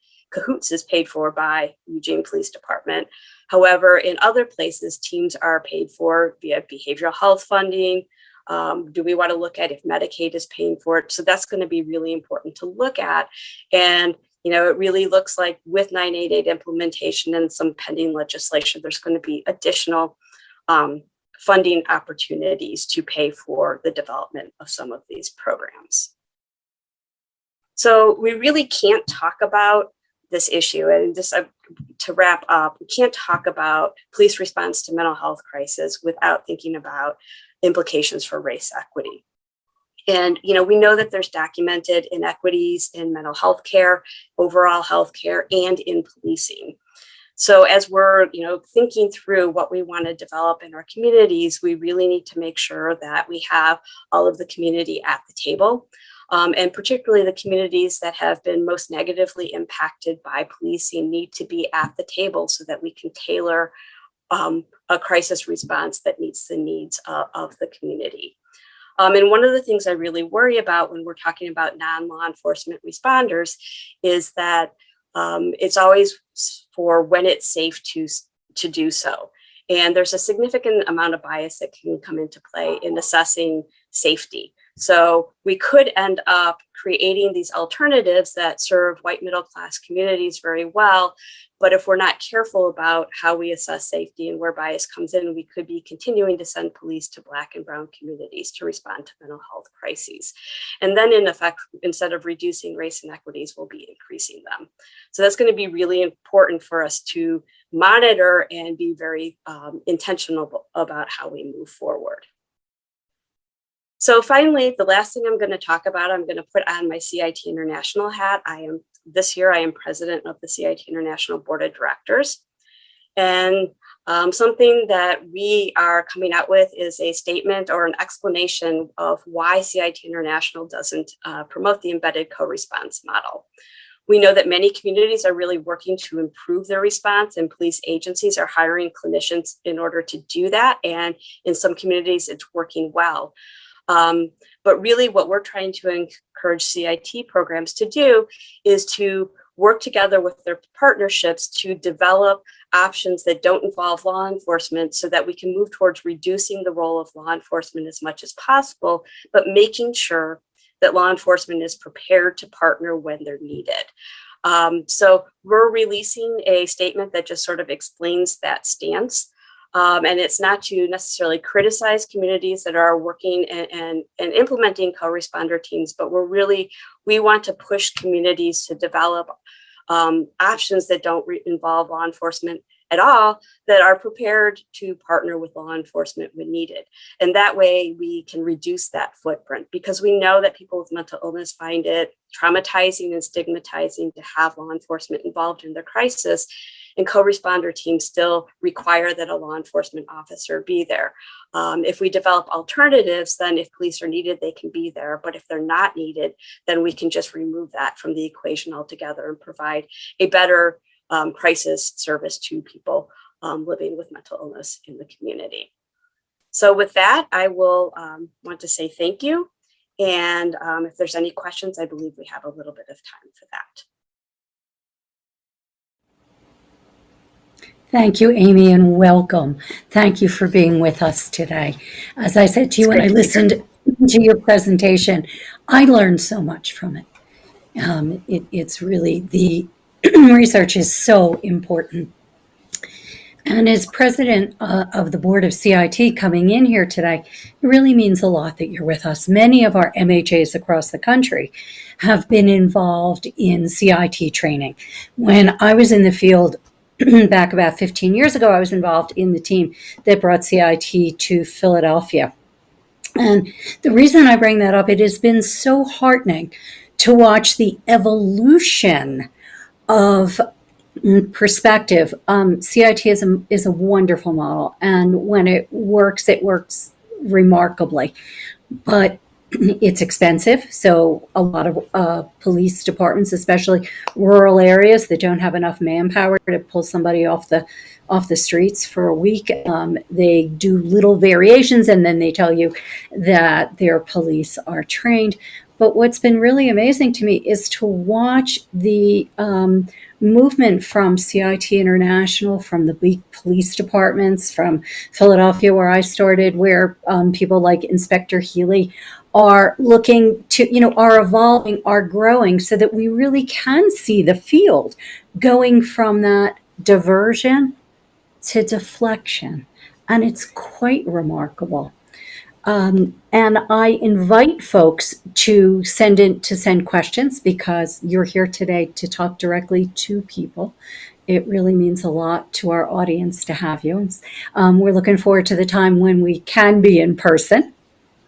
Yes. But you talked a lot about in your presentation, the equity issues and the potential to make deflection be a middle-class white opportunity. What kinds of safeguards are you seeing to make deflection more inclusive as you look at programs and models around the country? I think we're seeing, some communities are working very hard as they're planning what they're moving to and their new models, and making sure that they're really reaching out and getting representatives from the communities of color at the table as from the very beginning, designing whatever their next iteration of what they're offering. So that's really important. Of course, we need people with lived experience and a variety of types of lived experience. I think some communities, as they decide, they're going to do a co-responder team or a completely alternative response, with not including law enforcement, they're also being very intentional in their hiring of staff. So that, to the best that they're able to do, that they're looking and they're hiring staff that is comfortable and, as much as possible, matches the communities that they're responding to. So I think that's a really important piece too.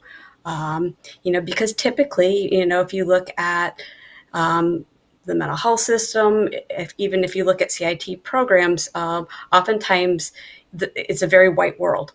And often, or at least the leadership is white. I mean, even on some steering committees, everybody at the table, the people with the leadership roles tend to be more likely to be white. So really being very intentional of being inclusive and making sure that we're really valuing the voices of the communities that we're trying to serve.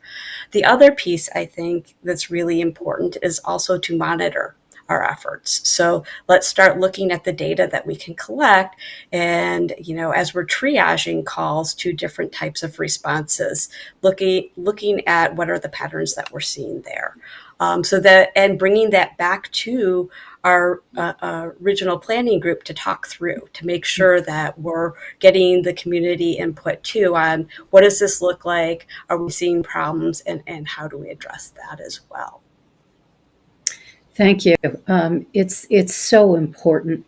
One of the things that you didn't talk about, one of the models, and I'm curious about whether there's some research that's come up, are the freestanding crisis centers, where police might be involved because there's nobody else to respond, but then drop folks off at a freestanding, usually peer staffed as well as clinical staffed kind of center.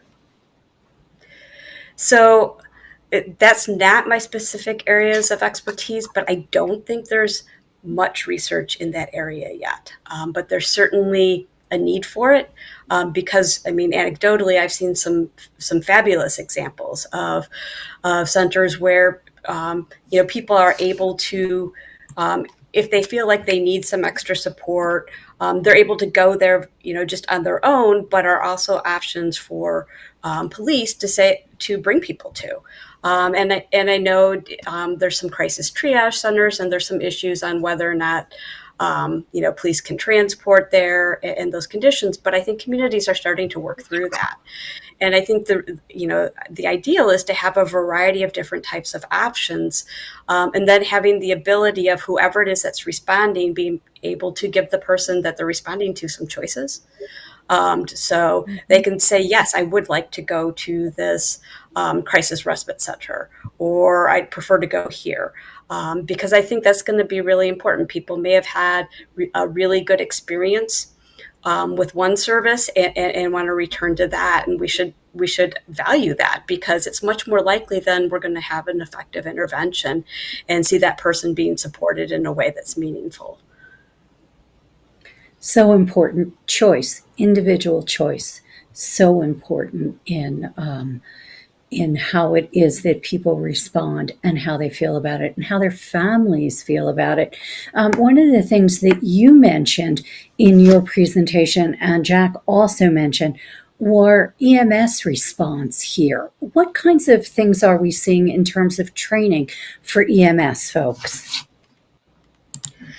So I've seen there are some communities that are doing a version of CIT training with their EMS staff, or having some of their EMS staff go through their regular CIT trainings that's offered in the community.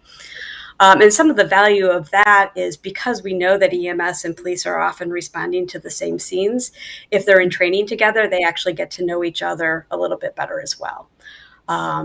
I know in Chicago, they actually developed a standalone training that included fire and EMS, 911 call takers, and police officers to talk about these situations. And it was really interesting because they didn't necessarily understand each other's specific policies or constraints. So that was very useful so that the next time they were on scene together, they could better collaborate for an effective response. But I know there's a good example is the Chandler Fire Department in Arizona is doing some work around training some of their EMS people. They have a social worker that works within the fire department and doesn't just respond to mental health crisis calls, also some death notifications and other types of contacts with the community where that would be useful. But they've really done a lot of work to make sure that their EMS staff are prepared to respectfully, compassionately, and effectively respond as well. So important. You touched on another area that we have a question about, and that's telephonic or iPad response for the clinical piece of responding. Is there any information on the effectiveness for a remote response versus an in-person response? I think we're just starting to see people looking at that in terms of research. So again, I may not be aware of what's available, but I have not seen much on actually doing research looking at the effectiveness of that. But certainly, anecdotally, it can be a useful tool for officers. It can be a useful way of getting a service to somebody that they might not otherwise be able to access. One of the things when I talk about this, I get a little bit worried that we're just going to always send police officers out with the iPad. So you still always get the police officer with the clinician, and thinking about what if we sent clinicians out and they can have the officer available on the iPad. So thinking through it, and certainly it's a really useful tool, but I really I think it's really important for us to think as hard as we can is how do we minimize that role of the law enforcement officer, but then make sure that the officer is supported when they do need to respond to these types of calls. And the telephonic support can be really helpful, particularly in areas where it's just not possible to have a clinician go out. It can certainly be useful. Exactly. I'm going to ask you one final question, if I may, about 988 coming online. What are your thoughts about what a difference this is going to make in terms of deflection as opposed to the calls coming in through the police response 911 system? I think that will depend on how well we educate the community and kind of what 988 is and what types of situations they can use it for. And of course, that will depend on then what's connected to support the 988 call center in a specific community. But I do think is if we can stand up things that the 988 call takers can, dispatch a mobile crisis team, dispatch a peer team, and do that type of stuff, I think it'll be great, because if you call one, there's always a chance that you're going to get a police officer for a call that doesn't require a police officer. So if we have that option where people can start self-selecting, and of course, there may be calls to 988 that 988 has to transfer to 911 for an EMS or a police response. But I think as we move forward, if we're really careful and we collect data, we can work out those protocols so that we can do the best job of matching the correct response to the call. But I do think that if we really do work to make people aware of 988 and how it can be useful, and people start utilizing that instead of 911, I think this will be really important in kind of shifting so that police aren't responding to things that they don't need to be at. Amy, I think you've just given us our marching orders as advocates all across the country. Make sure that there's data collected, make sure that there's widespread understanding of 988, and make sure that there's the political will to spend money in the right places rather than some of the places we now spend it in.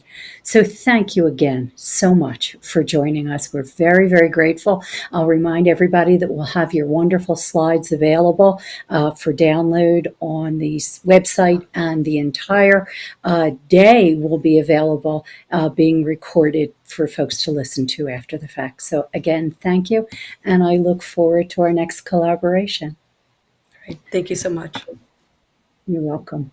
We're going to take a break now. It's lunchtime on the East Coast. We know folks are joining us from all over the country, but we're going to take a short break. We're going to invite everybody to, I'm sorry we're not in the same room and we won't be having lunch together because we really all missed that part. But perhaps in December at our RPC meeting, we're planning on being in person in Santa Fe. We all have our fingers crossed that we'll be able to do that, and we look forward to that. But in the meantime, take a break, refill your cup, get your lunch, and be back to join us soon. So thank you.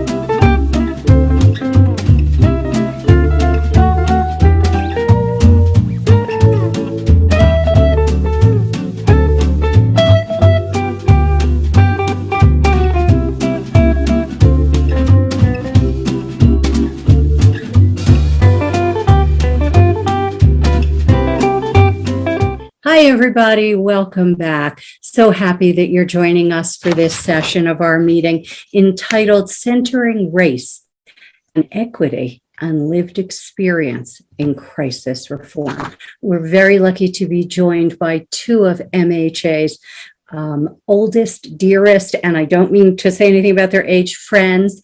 We're joined by Kevin Martone and Karis Myrick.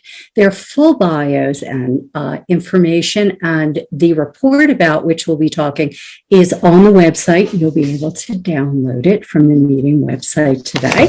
And I want to do just the very briefest of introductions.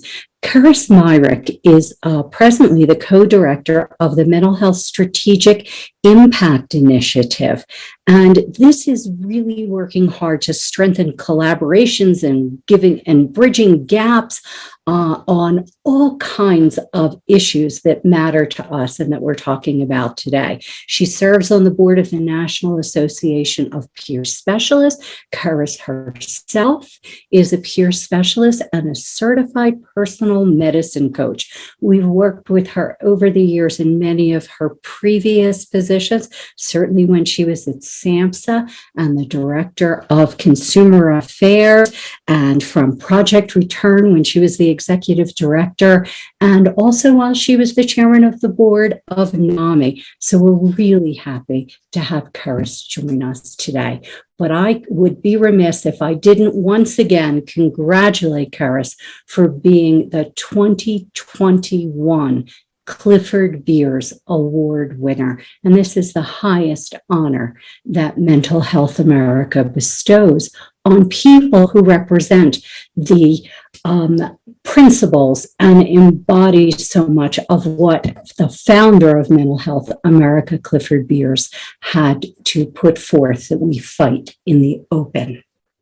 Let me tell you a little bit about our good friend, Kevin Martone. He has more than 30 years of experience in public mental health, and it's been our great pleasure to work with Kevin over the years when he was the Commissioner for Mental Health in New Jersey, and now he is the Executive Director of the Technical Assistance Collaborative, and that's a nonprofit organization that really works on hard mental health issues, and we love partnering with him in that role. He's also the president-elect of the National Association for Rural Mental Health. So we're so glad that both Karis and Kevin are joining us today. Kevin, I'm going to start with a question for you. We are going to talk a lot about what I think is an amazing report entitled Harm to Health. Can you provide briefly an overview of that amazing report? Sure, thanks, Debbie. The Harm to Health report was, it came about where a group of us, including PTACC, S2I, Fountain House, the Center for Court Innovations, and the Haywood Burns Institute, were funded by the Ford Foundation to basically put this report together. We released it in April. And the focus of the work was to take a deeper dive on mental health emergencies and how we reform and develop what is a mostly inadequate crisis response system in most parts of the country. And while there's a lot of attention to crisis services nationally, we wanted to particularly zoom in on three key areas. One being law enforcement role and what that is and maybe what it should look like. The perspectives of people who lived experience in experiencing crisis services and their role in shaping and providing them. And three, racial equity and justice issues. And we felt the timing of this focus was particularly relevant given the visibility of the racial injustices and heightened awareness of structural racism that we've seen in recent years, as well as several fatalities of people with mental illness and substance use disorders during police interactions. And basically the project or the report consisted of three phases. We did a background landscape analysis of existing policies and programs and practices on crisis services and the gaps that exist across the country.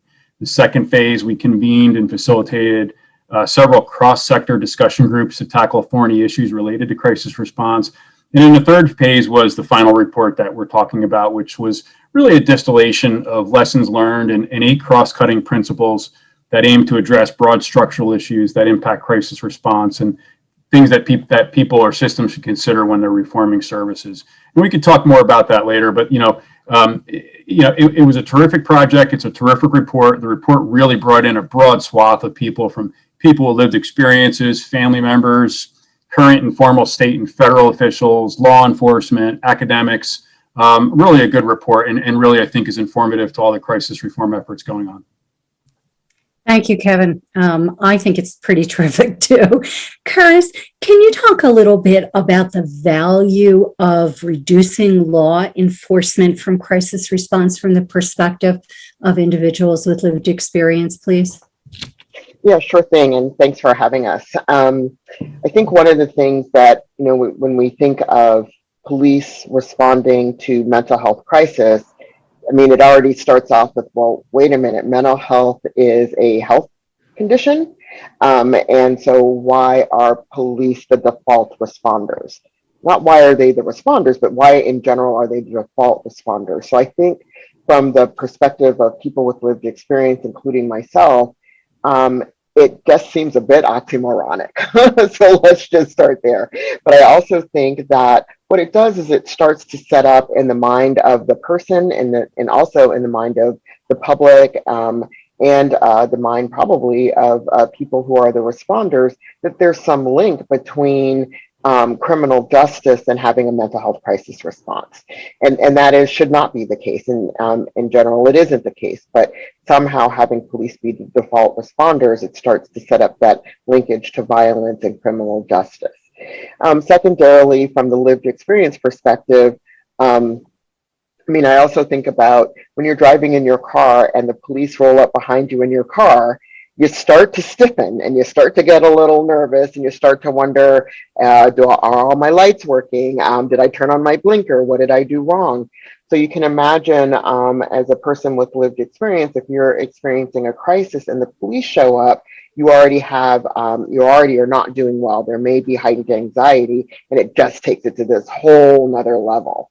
So, it really creates an opportunity for us to think about the person's own safety, the person's own ability to have self-determination and choice. A lot of times, police also, there's a sense of coercion that can come also with a police or somebody in uniform. So some of that starts to go away when we start to think about reducing or removing police from crisis response, mental health crisis response. It eliminates some coercion and fear on behalf of the person with lived experience.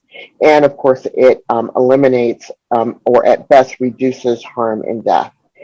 I know for myself, being in a crisis situation, and when the police responded, it was horrible. And the most horrible being harmed and also having trauma about wanting to go back and even have any involvement with the mental health system. So when we talk about access or people not wanting to access the system, if you have poor experiences or harmful experiences, it can actually deter people from accessing the help that they may need. Boy, Karis, the minute you mentioned the police coming up in the back of you, my body stiffened. So I can just imagine how frightening that is. In fact, I've seen it many times. So thank you for sharing that with us. Kevin, would you tell us a little bit about what issues in the report, were really highlights for you? Yeah, there are lots of things. I think I'll touch on four. There's a lot of attention nationally in the crisis space now, but putting this report together reinforced for me the need for systems to intentionally and more proactively address the racial equity and justice issues, the consumer roles in shaping crisis reform agendas, as well as including as providers, and then certainly being clear on the role of law enforcement. Second, where crisis services do exist, models and quality of implementation are all over the board across the country. We really need to systematically understand what does and doesn't work well, which means looking at data and outcomes across sectors. It's terrific that there's increasing political acknowledgement of the need for crisis services, but a program that's popular in the media today may not be the best approach, or at least not generalizable across the entire country. It also highlighted for me that a crisis is defined or perceived differently by different people. which has significant implications for response and potential outcomes, many of which are negative. And this has significant implications for how we structure crisis services such as call centers, mobile teams, and law enforcement response going forward. And I think lastly, I'm still struck by how far we need to go to include people with lived experience in the design and implementation and staffing. And not that we had it perfect in New Jersey when I was mental health commissioner, but I did feel like we had a culture of consumer involvement in shaping the agenda on things. And when the work that I'm doing across the country, it's pretty absent in many of the systems that we touch, and despite the evidence that's out there. And so we just have to really up our game there. Thank you, Kevin. You again touched on so many important points. And of course, the equity issue here. And Karis touched on that. I mean, how difficult it is, especially for individuals with lived experience who are people of color. So I want to make sure that we really bring that point home. Karis, can you tell us a little bit about the various work groups that were involved in the report, and the people with mental health conditions, law enforcement, providers, policy, so forth? Who was all involved in that? And what kinds of alternatives did they come up with in that just calling the police, which makes everybody stiffen up? And how do those alternatives intersect with the needs and, most importantly, the desires of individuals, of folks, of parents, of people who have loved ones with experience, and of course the race and equity issue? So I know that's a lot, but yeah, you got this one. So yeah, there were a lot of different people involved, and there were different topic areas for each of the groups. So it wasn't the only group that met separately was a lived experience group, and that was by choice, meaning people felt more comfortable meeting separately and talking amongst themselves around some of the issues related to crisis response. However, it's important also to note that there were people with lived experience throughout all of the different topic area groups. So it wasn't as if, oh, let's segregate them over there and have them do their own thing in a tokenizing way. And we'll talk about later about how to involve people, but with lived experience in the work. But that was one of the things that they had asked for. A particular group of folks had asked for. So we had different discussion topic areas in which it was a mixed group of people, as you mentioned, family members, providers, policy, people with lived experience, law enforcement, etc. And the topic areas included defining mental health emergency and aligning appropriate responses, racial justice and equity issues in mental health emergency response, redefining the role of law enforcement in mental health emergencies, creating upstream access, and structuring the mental health emergency response system. So, but one of the things that certainly came out of all of the groups was, and starting with, well, what is a crisis? We say mental health crisis, we say 988, oh, it's a crisis. But I think probably in everybody's mind, they have a different definition. There isn't one definition. If I looked up on Wikipedia, if I looked in the DSM, maybe if I even looked in a police handbook, I don't know that I would find a definition of mental health crisis. So we really wanted to start with, well, what does that look like, especially for people with lived experience? And then what might some responses be? So one of the folks said that a crisis isn't a crisis until the police show up, which really had us thinking about, wow, like what does that really mean and say about what we do and how we do it and who the responders ought to be. So of course, one of the things that we talked about is reducing police response by really increasing the number of mental health providers, including peers, that can be responders even on mobile teams. Like, what does the mobile team response look like? What are some community-based responses that are culturally and linguistically aligned to the community in which a response is being created for? Secondarily, can we increase the number of peer respites, for example, that can support people pre and sometimes during and or post-crisis? There are not enough of those across the country. I don't know how many there are, but they're not even in every state. So I think that was one thing that people were really, really interested in. Also, people want some place to go something to do, a place to heal, and a place where people love and care for them. And not care for them as in a paternalistic care for them, but really have the heart to sit with people when they're in their most vulnerable time. The other thing was creating any alternatives that create time for people to explain what is happening to them in the midst of the crisis. How did 911 get called?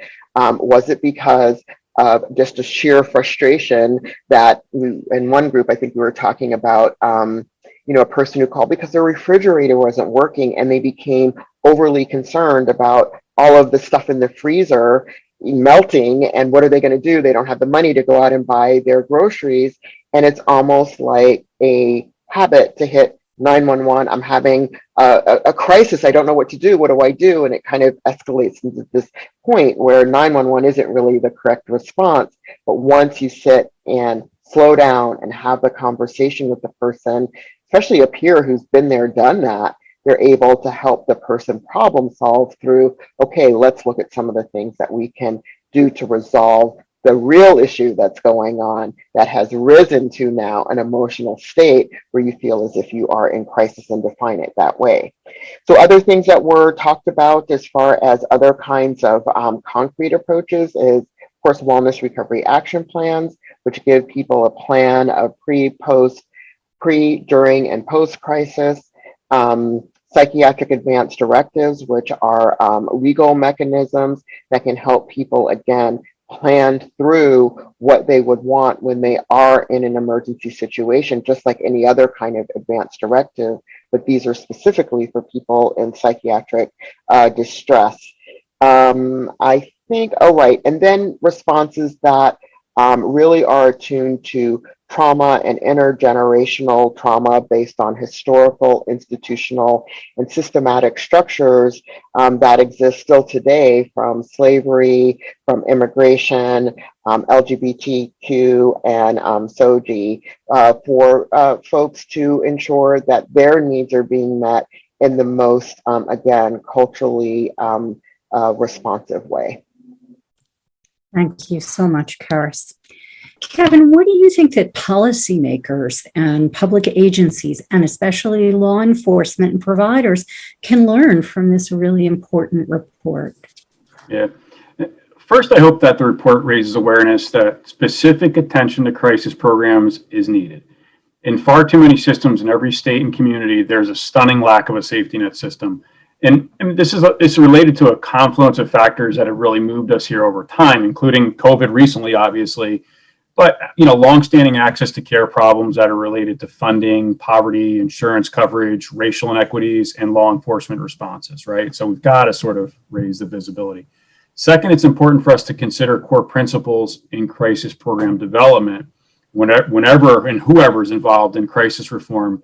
And at the same time, we need to be careful about being too prescriptive when passing state and federal laws about adopting, the so-and-so model in X state because it gets a lot of press. We need to look at core principles and look at the data when designing and implementing programs. Third, for me, responsibility is shared across several stakeholders, not just a state or a county mental health authority, for instance. It really seems to me, I see too much non-ownership of the issue, which then has resulted in an absence of crisis services in many places, right? And then things sort of develop from a grassroots level, sometimes very well, but they can also sort of go askew if it's not done well. And then I think finally, for policymakers, capacity needs to be grown. Just because we have a crisis team Monday through Friday, 9 to 5, doesn't mean that we have a crisis system. And we really need to take good crisis services to scale to meet that demand.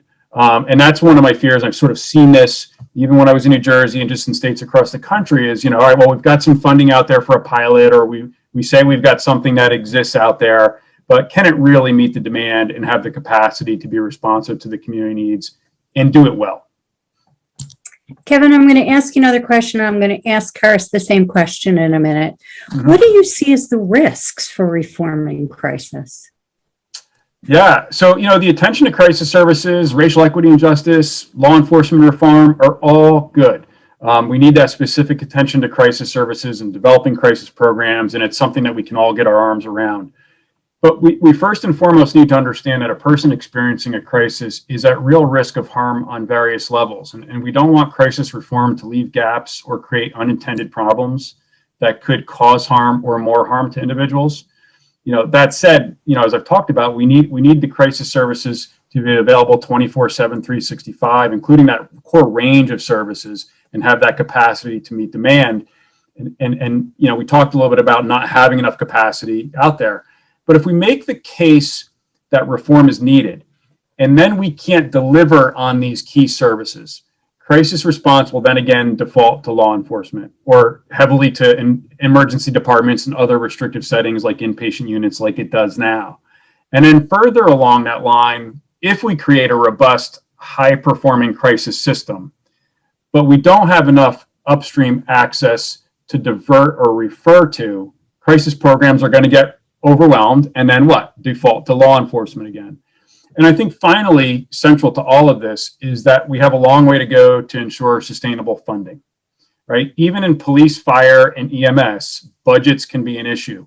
And without sustainable sources of funding, funding is susceptible to cuts, which then hurts our capacity in these systems. And ultimately, we need to leverage and braid different resources together to support programs. We know that. But programs will experience varying degrees of risk to their operations without stronger sustainable resources. New Medicaid opportunities through the American Recovery Plan for mobile response, legislation in some states for statutory funding for 988 call centers and other crisis services are good potential sources of sustainable funds. But if we don't sort of begin to make progress on some sustainability there, and not have that firehouse capacity to be able to respond when needed for people, we're going to have those risks. Thank you, Kevin. Karis, can you address the risks, but at the same time talk about the best way to involve people who have lived experience so that the design of it is a co-design of the policies and the programs, and it's informed by the person who would be the ultimate service recipient here? Yeah, sure.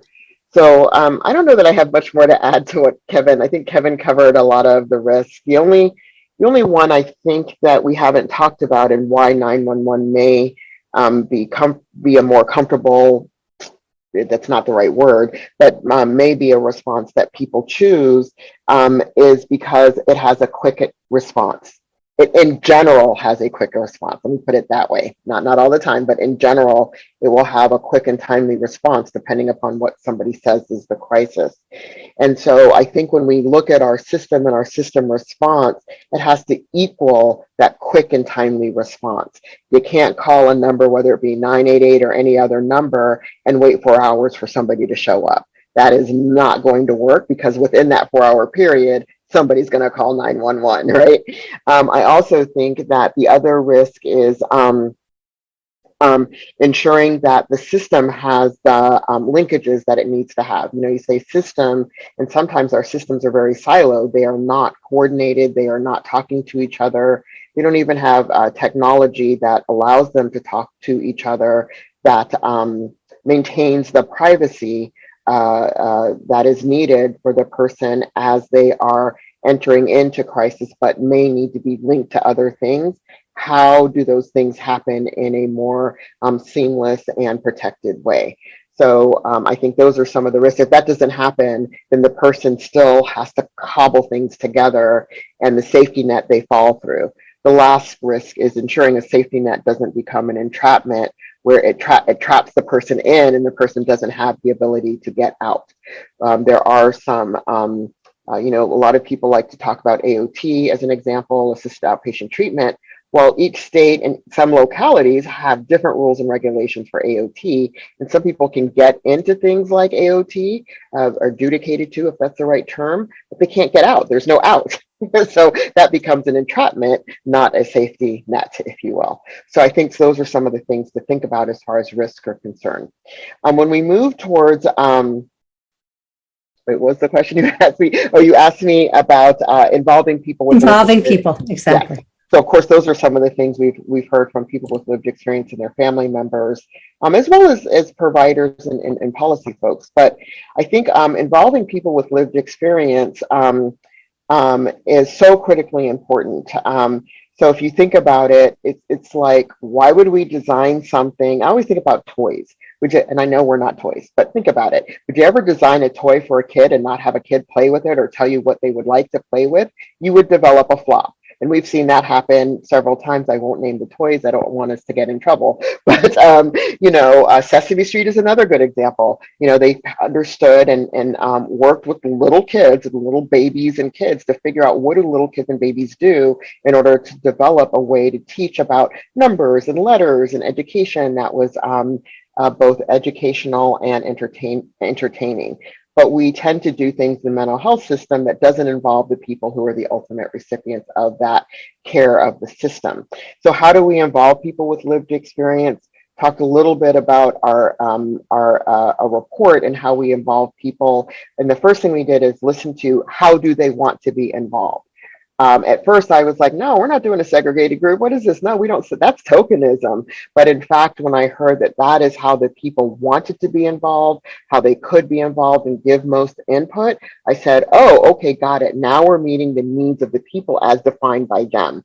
And then there were also other folks who said, no, I can be involved in other groups as well. And so there were people who were involved through all of the groups. The other thing to think about is sometimes we go to the same old people over and over and over again because it's comfortable. We know them. They tend to be somewhat in agreement with us, somewhat. But sometimes we need to think about who's that loudest voice who's not in agreement and how do we invite them to the table, because we kind of need to sit with our discomfort and we need to hear what it is that they're really trying to communicate about what's needed for system reform and change. So there are lots of different ways in which to think about the co-development. And I always say, think of it from beginning to end and beyond.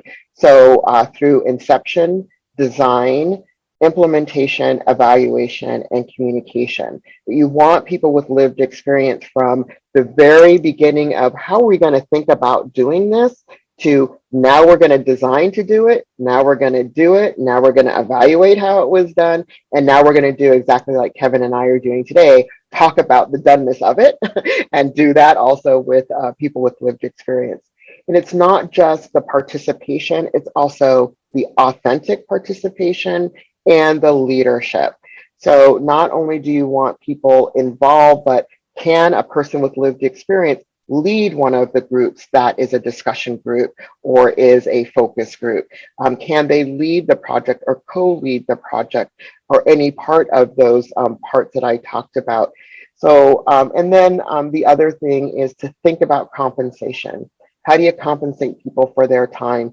Some people might not be working, and this is their job. This is a job to inform and to be a stakeholder. That's a job. So how do you compensate people, which can be anything from, if they had to go to a meeting, can you pay for their transportation if they're not allowed to take funding because perhaps they're on disability and it affects their benefits?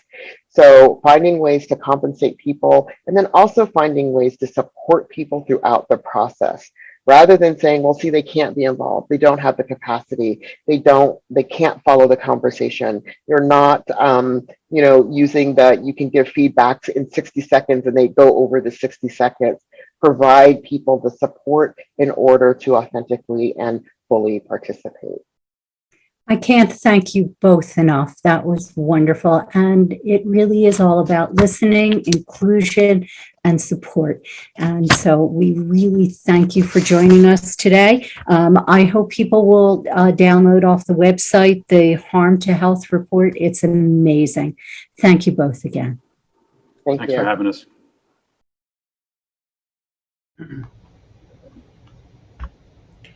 Welcome. I was talking to you, I learned so many things and felt so many things and had a whole host of questions. And I'm inviting our audience to join us today to put in their questions as well. You both touched on so many things of importance, but what struck me the most was as we talk about involving people with lived experience, because of course, Karis, you're right, nobody would design a toy without asking kids to, for their feedback, or better yet, start at the very beginning. What would you like to play with, or what are you doing, or by observing them, so what a difference it makes. And when Kevin, when you said that you're seeing today that not as many people with lived experience are involved in the planning that's happening right now, that was of great concern to me. I could hear it was of concern to you. And I remember back, I hate to always sound like I'm old, back when SAMHSA would convene groups of listening. What do you think we need to do to get back people who are, if you will, the users of services who are involved in crisis? What do you think we need to do there? Well, is that for me first, Debbie, or Sure, absolutely, Karis, whoever. you should go first. I want to hear from both of you. Yeah. We can't hear you, Karis. Are you on mute? Do you have your little mute button there at the bottom? Of course I'm on mute. Why wouldn't I be on mute? It's 2021 and I'm on mute.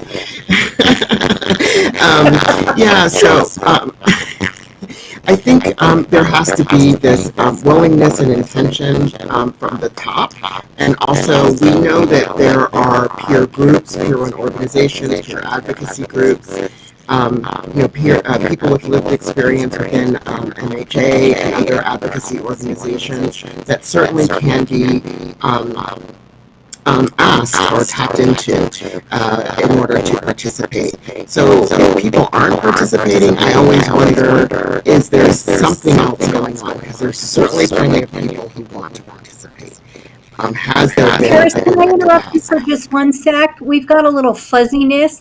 Can you turn your microphone off for a second, turn it back on? Maybe that'll make that problem, because I want everybody to hear the important things you're saying.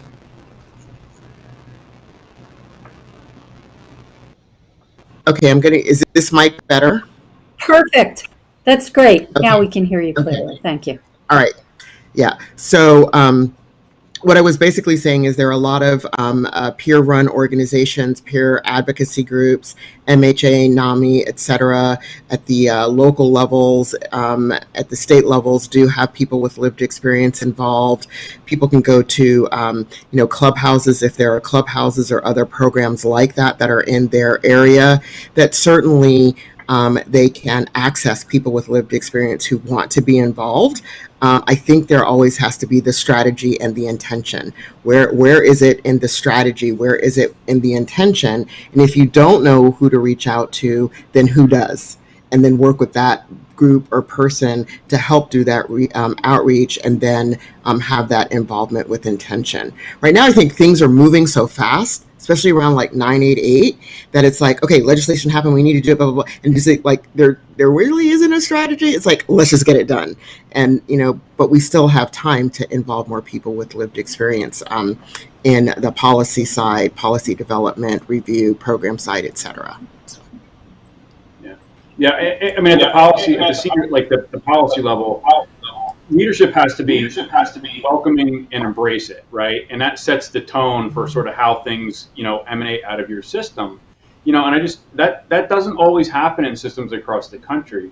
And then, leadership also has to empower grassroots advocacy groups so that they know and they have the capacity to come to meetings or facilitate meetings or be part of the process. And it really goes both ways. And I think specifically on the law enforcement side of the world, we need more openness and willingness for law enforcement to live, or to listen to people with lived experience.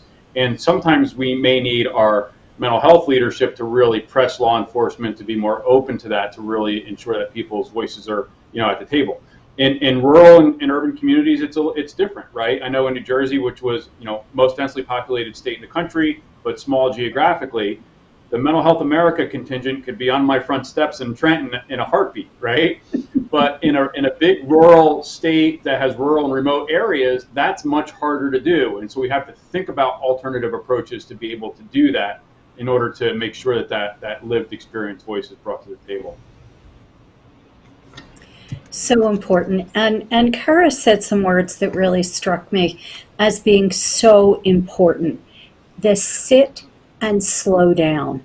I know that that's the essence of what 988 will do when crisis folks answer the phone. I know that that is the essence of what CIT trains its officers to do, to slow down. And you both talked about something so important as we are in this rush to get 988 fully up and running. We've got 1 year to do it. But we really do need to take that time to sit and slow down. Who are some of the groups that you think we need to listen to both collectively and individually? I could take a stab. I mean, we're talking a lot about people with lived experience, right? And family members, but we also need to think about communities and, make sure, and I think we heard it from your Dr. Watson earlier, in terms of making sure that the people who are participating in that process are reflective of the community.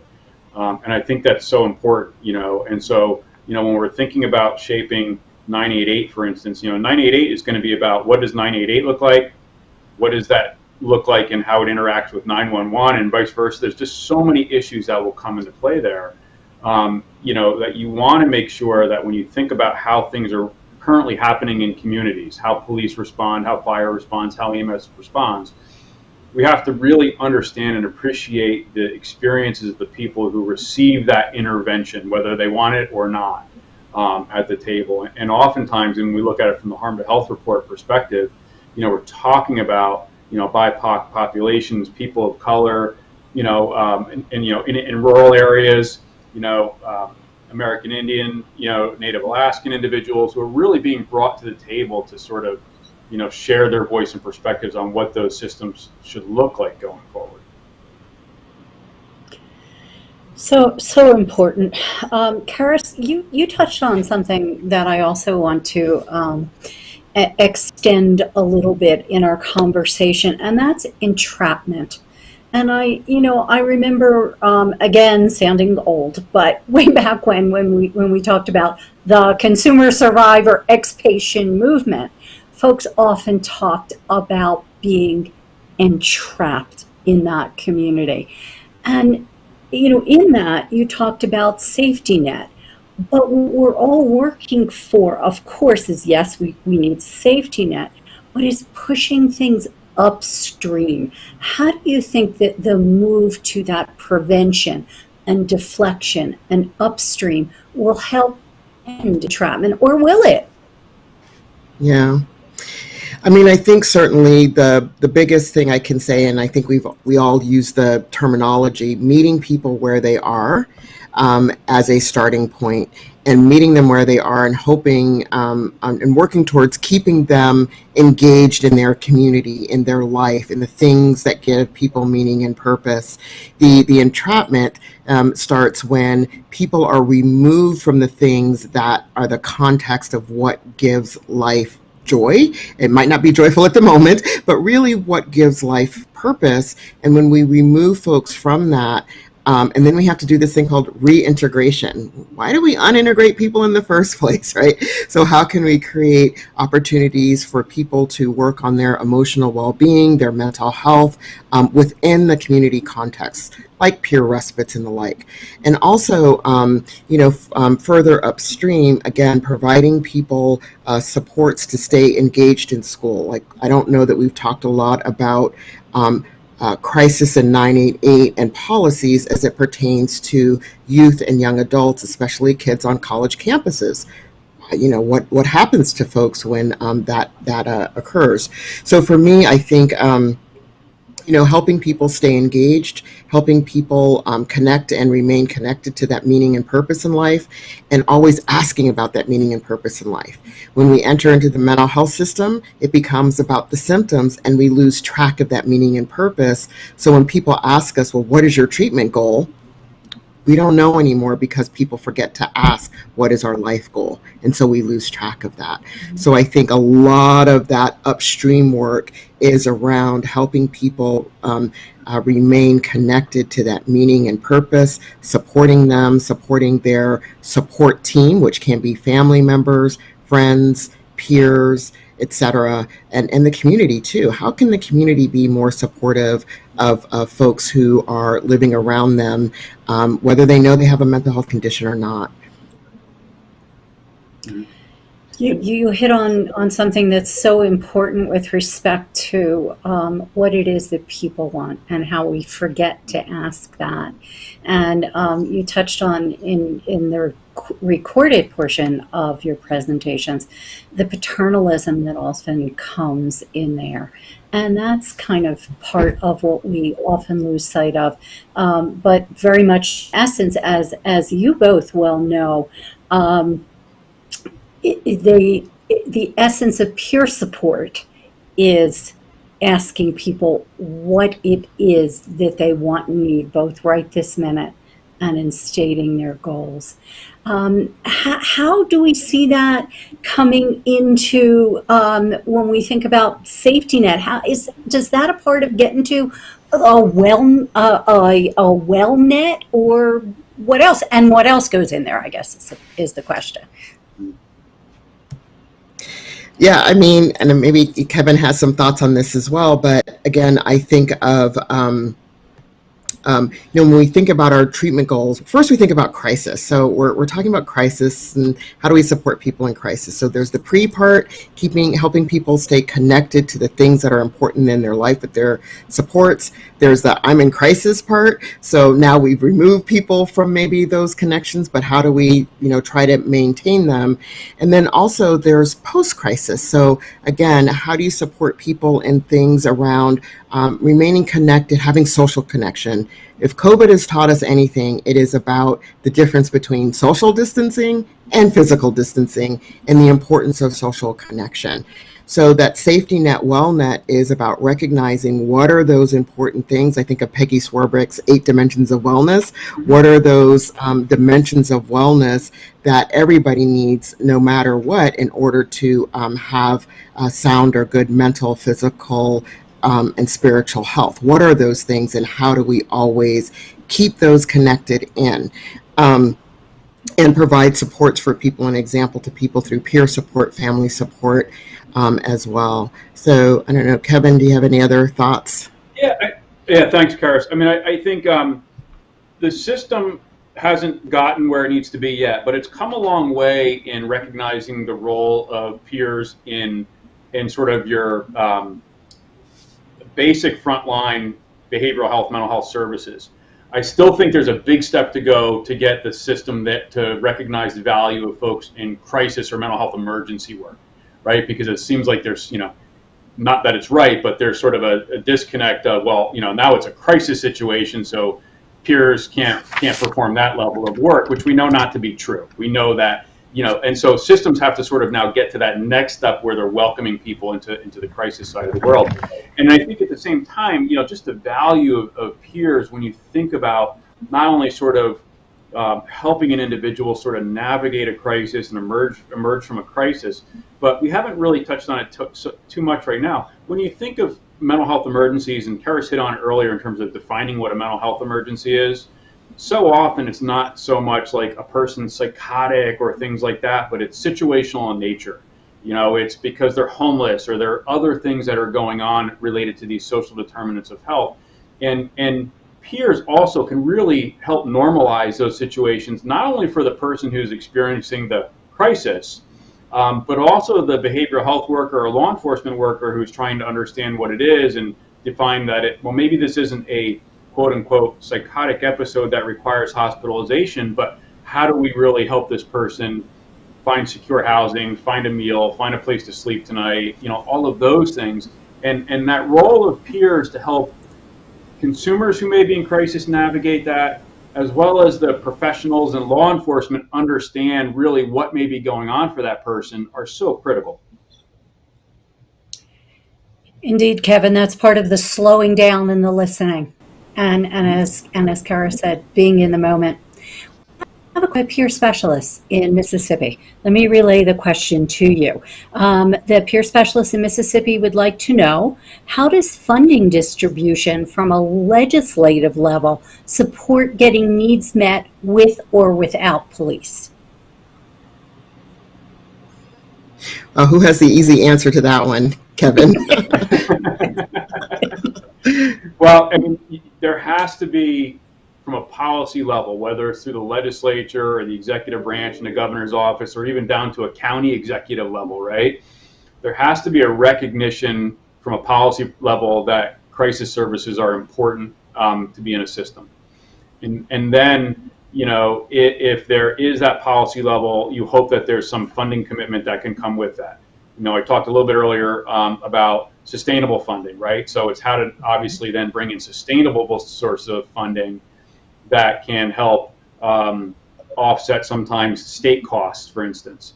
You know, and then if there is funding that's made available, then it's trying to make sure that that funding goes to the development of programs that are done well. So you've heard me talk about sort of guiding principles or core principles of what should be included in crisis services, you know, and standing those up and designing those services so that they're going to provide good outcomes for individuals out there. They're going to rely less on law enforcement. They're going to be more reflective and be provide those services from a more equitable perspective, a more racially just perspective. You know, so it really starts with building the case, I think, at the policy level with legislators. They've got to buy into the importance of this, and then it sort of flows down into the principles and program development and those things. Indeed. That's one of the reasons that we love working with the legislator groups, to help them understand that. I'm going to ask you one final question because we're a little over our Q&A time, but that's about, and I forgot which one of you mentioned this, but about the loudest voices. And we know sometimes, especially when it comes to legislators, the loudest voices that come in are family members who deeply love their family members, but only know about sort of the old ways of doing things. And Karis touched on some of those, and so did you, Kevin. How do we make sure that it's not just the loudest voices, and as you said, Kevin, sometimes it's our MHAs who show up on state mental health commissioners' doorsteps, but how do we make sure that all the voices come in, not just those really loud ones? Yeah, I think this is something, again, that has to be done with intention. And I know when I worked at the federal government, I was me personally, and I hope it spread to other people, very intentional about looking at who have we heard from before? Who have we historically heard from, and who the heck is missing? Okay, now I got to go out there and actually find some of the missing people, and also create opportunities to raise up new leadership. So maybe we're missing people because they are afraid or don't know how to kind of enter in when there are all of these loud voices. And so how do we support them in entering in? How do we create different ways in which they can participate? Because maybe, you know, it's easier to have folks understand they could write letters. They don't always have to be using their voices, as in the physical voice, but they could be writing letters. They could be using their social media. That they're all different ways that we can capture the experiences and the feedback from our stakeholders. I think we just have to be very intentional about it and look around and say who's missing and then who's impacted. And if we have a mismatch and we don't have, we're missing folks, then we have the obligation to go and work to include them. Yeah. And I would say I'm a family member too. And so this isn't necessarily directed at family members, but sometimes the loudest voices are the voices who fear the most loss or feel the most threatened when there is systems change that occurs. And so sometimes when you sort of have that loudest voice knocking at your door, you really need to sort of have that warning signal go off and say, all right, now who do I really need to talk to? Who am I not hearing from? Whose voice is not carrying through? And maybe that's sort of, you know, again, it's not sort of one or the other. It's really trying to sort of bring all those voices to the table and triangulate that decision-making process. But that's sort of a warning indicator for me, was always sort of the loudest voice and, you know, what that sort of, what's at risk and what's potential loss there. Yeah. Well, I thank you both so much for adding your voices to this important conversation today. We're so grateful that you could join us. Thank Last you. person, you are most welcome, Karis and Kevin, and thank you again.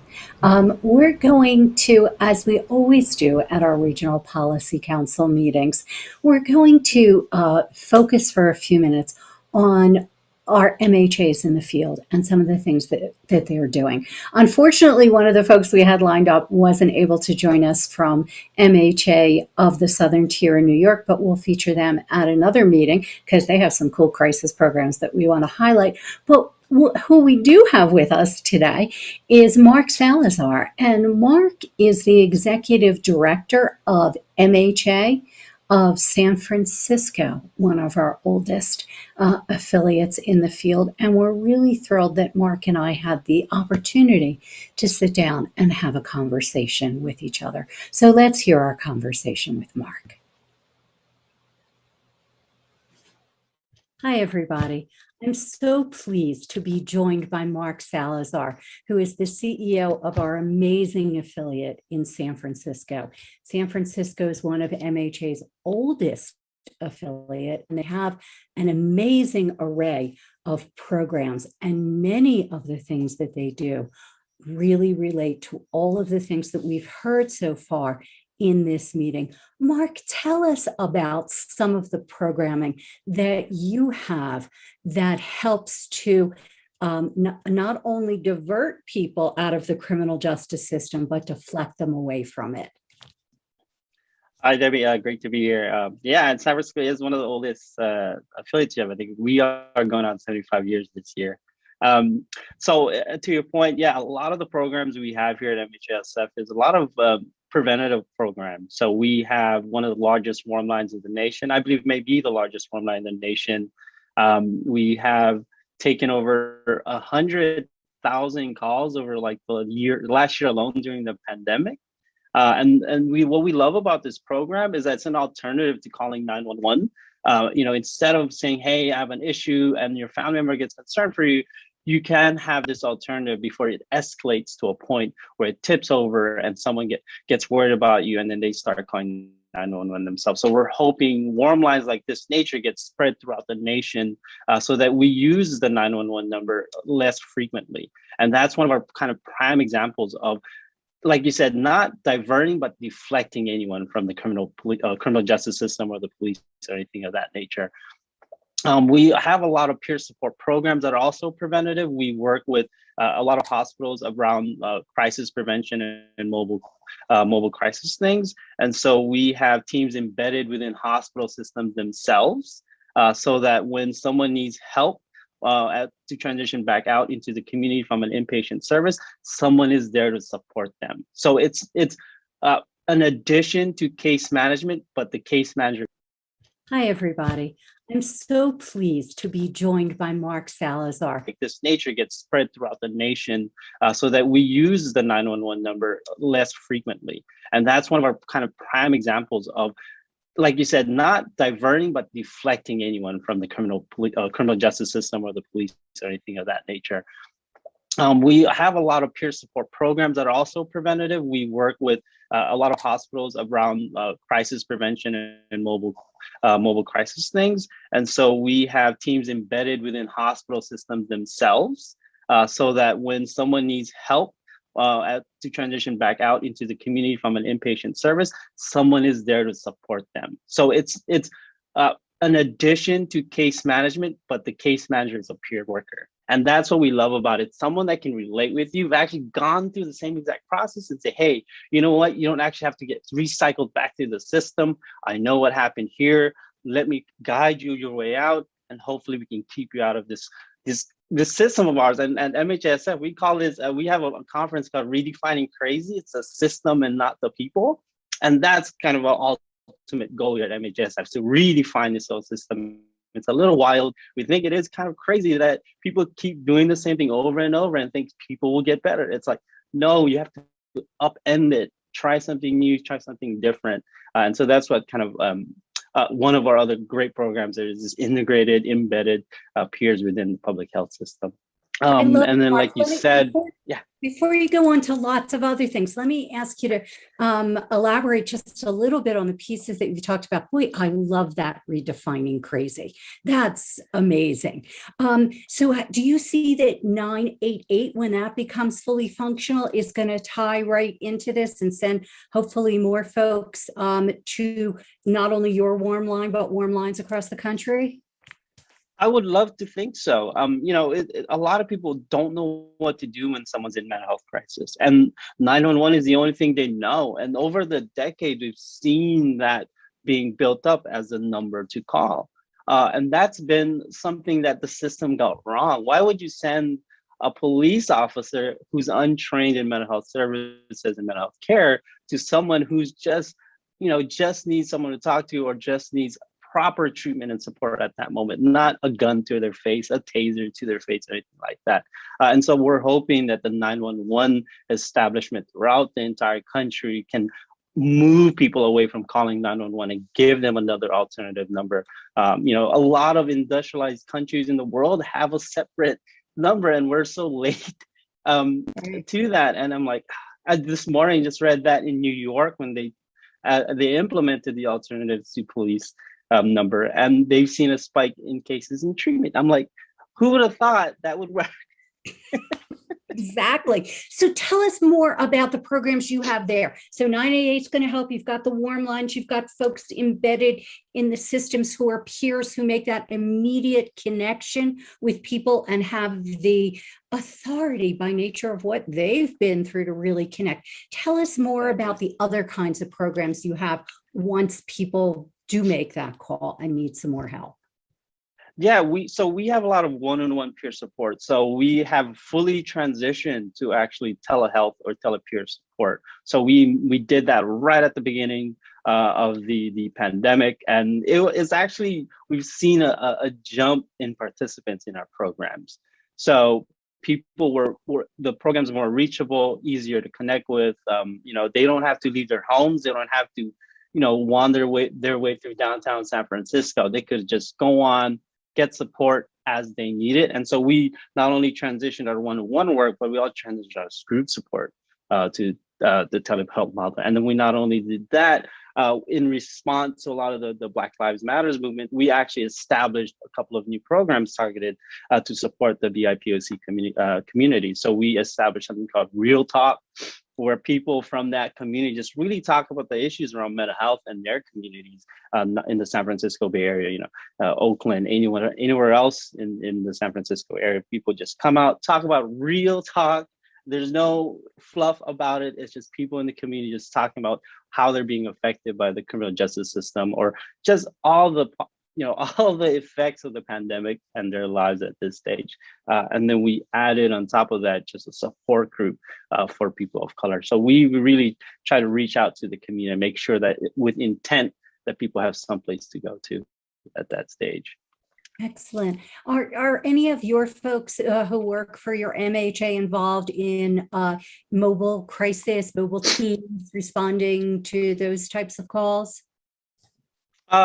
We do, to a degree. We've actually moved out of that. We feel like at some stages you need a licensed individual to appropriately respond.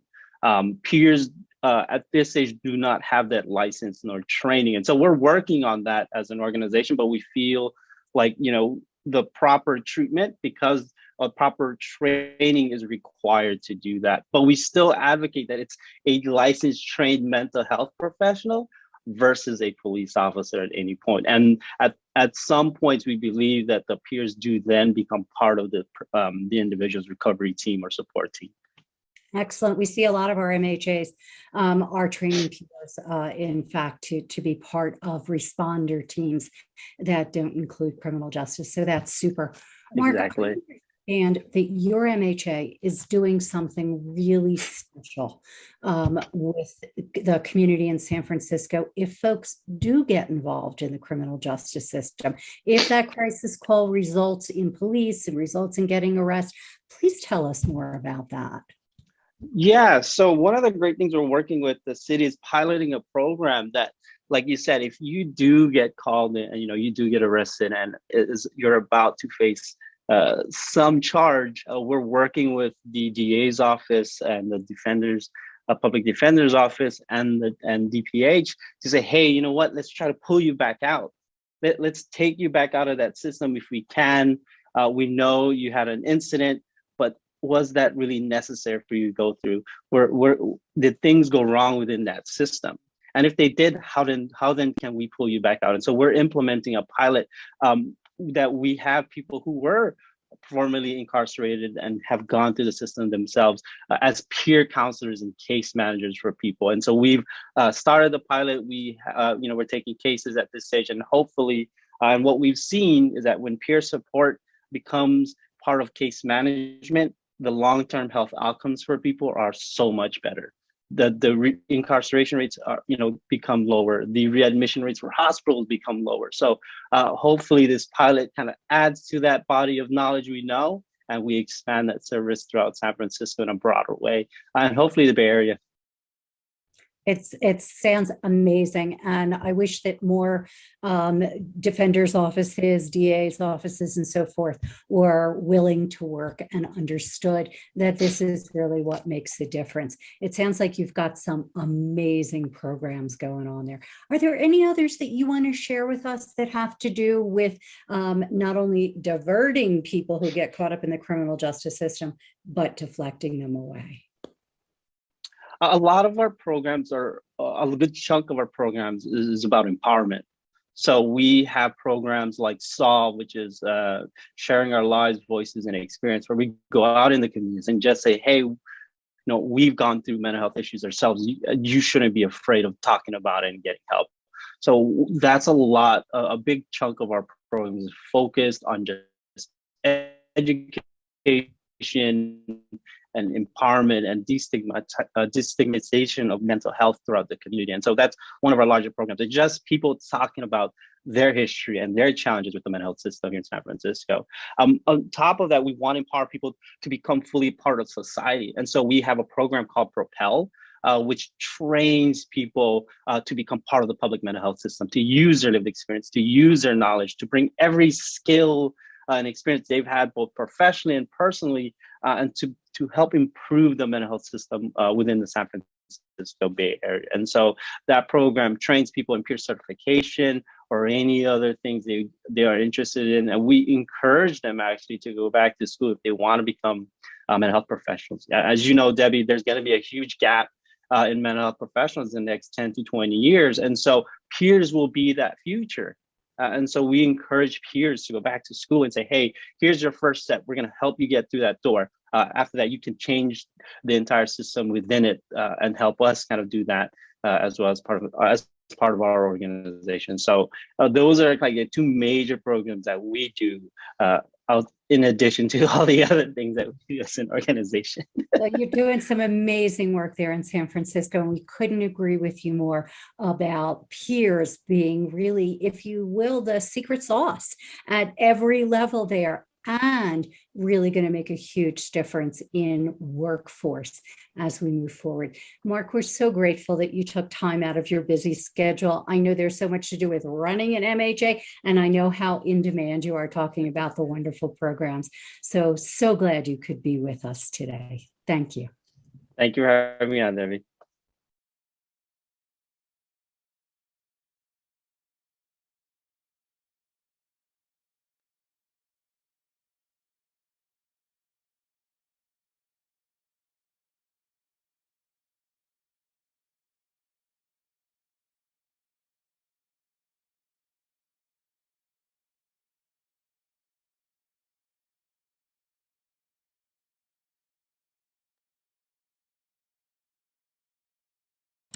Oops, I was on mute. I made that terrible error too. I was saying, thank you so much. We're so glad that you could join us, and you can see how amazing our MHAs across the country are. And we're so grateful to all of our speakers who joined us today to really pull together a conversation that was comprehensive and gives us information to really help us move from diversion to deflection.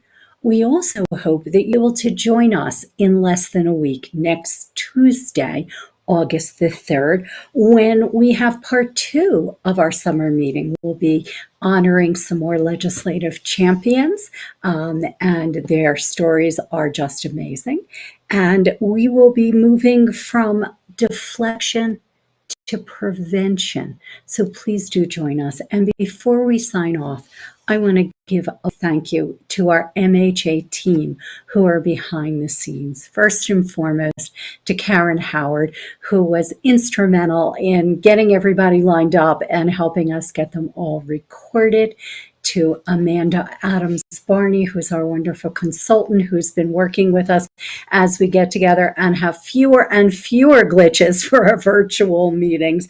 And of course, our own Sachin Doshi, who helps us, part of our staff who's behind the scenes, helping us stream to YouTube, and the folks who helped with Q&A to get in front of me today, our wonderful team members, Taylor and Maddie. So again, thank you all so much for joining us, and we really look forward to seeing you next week.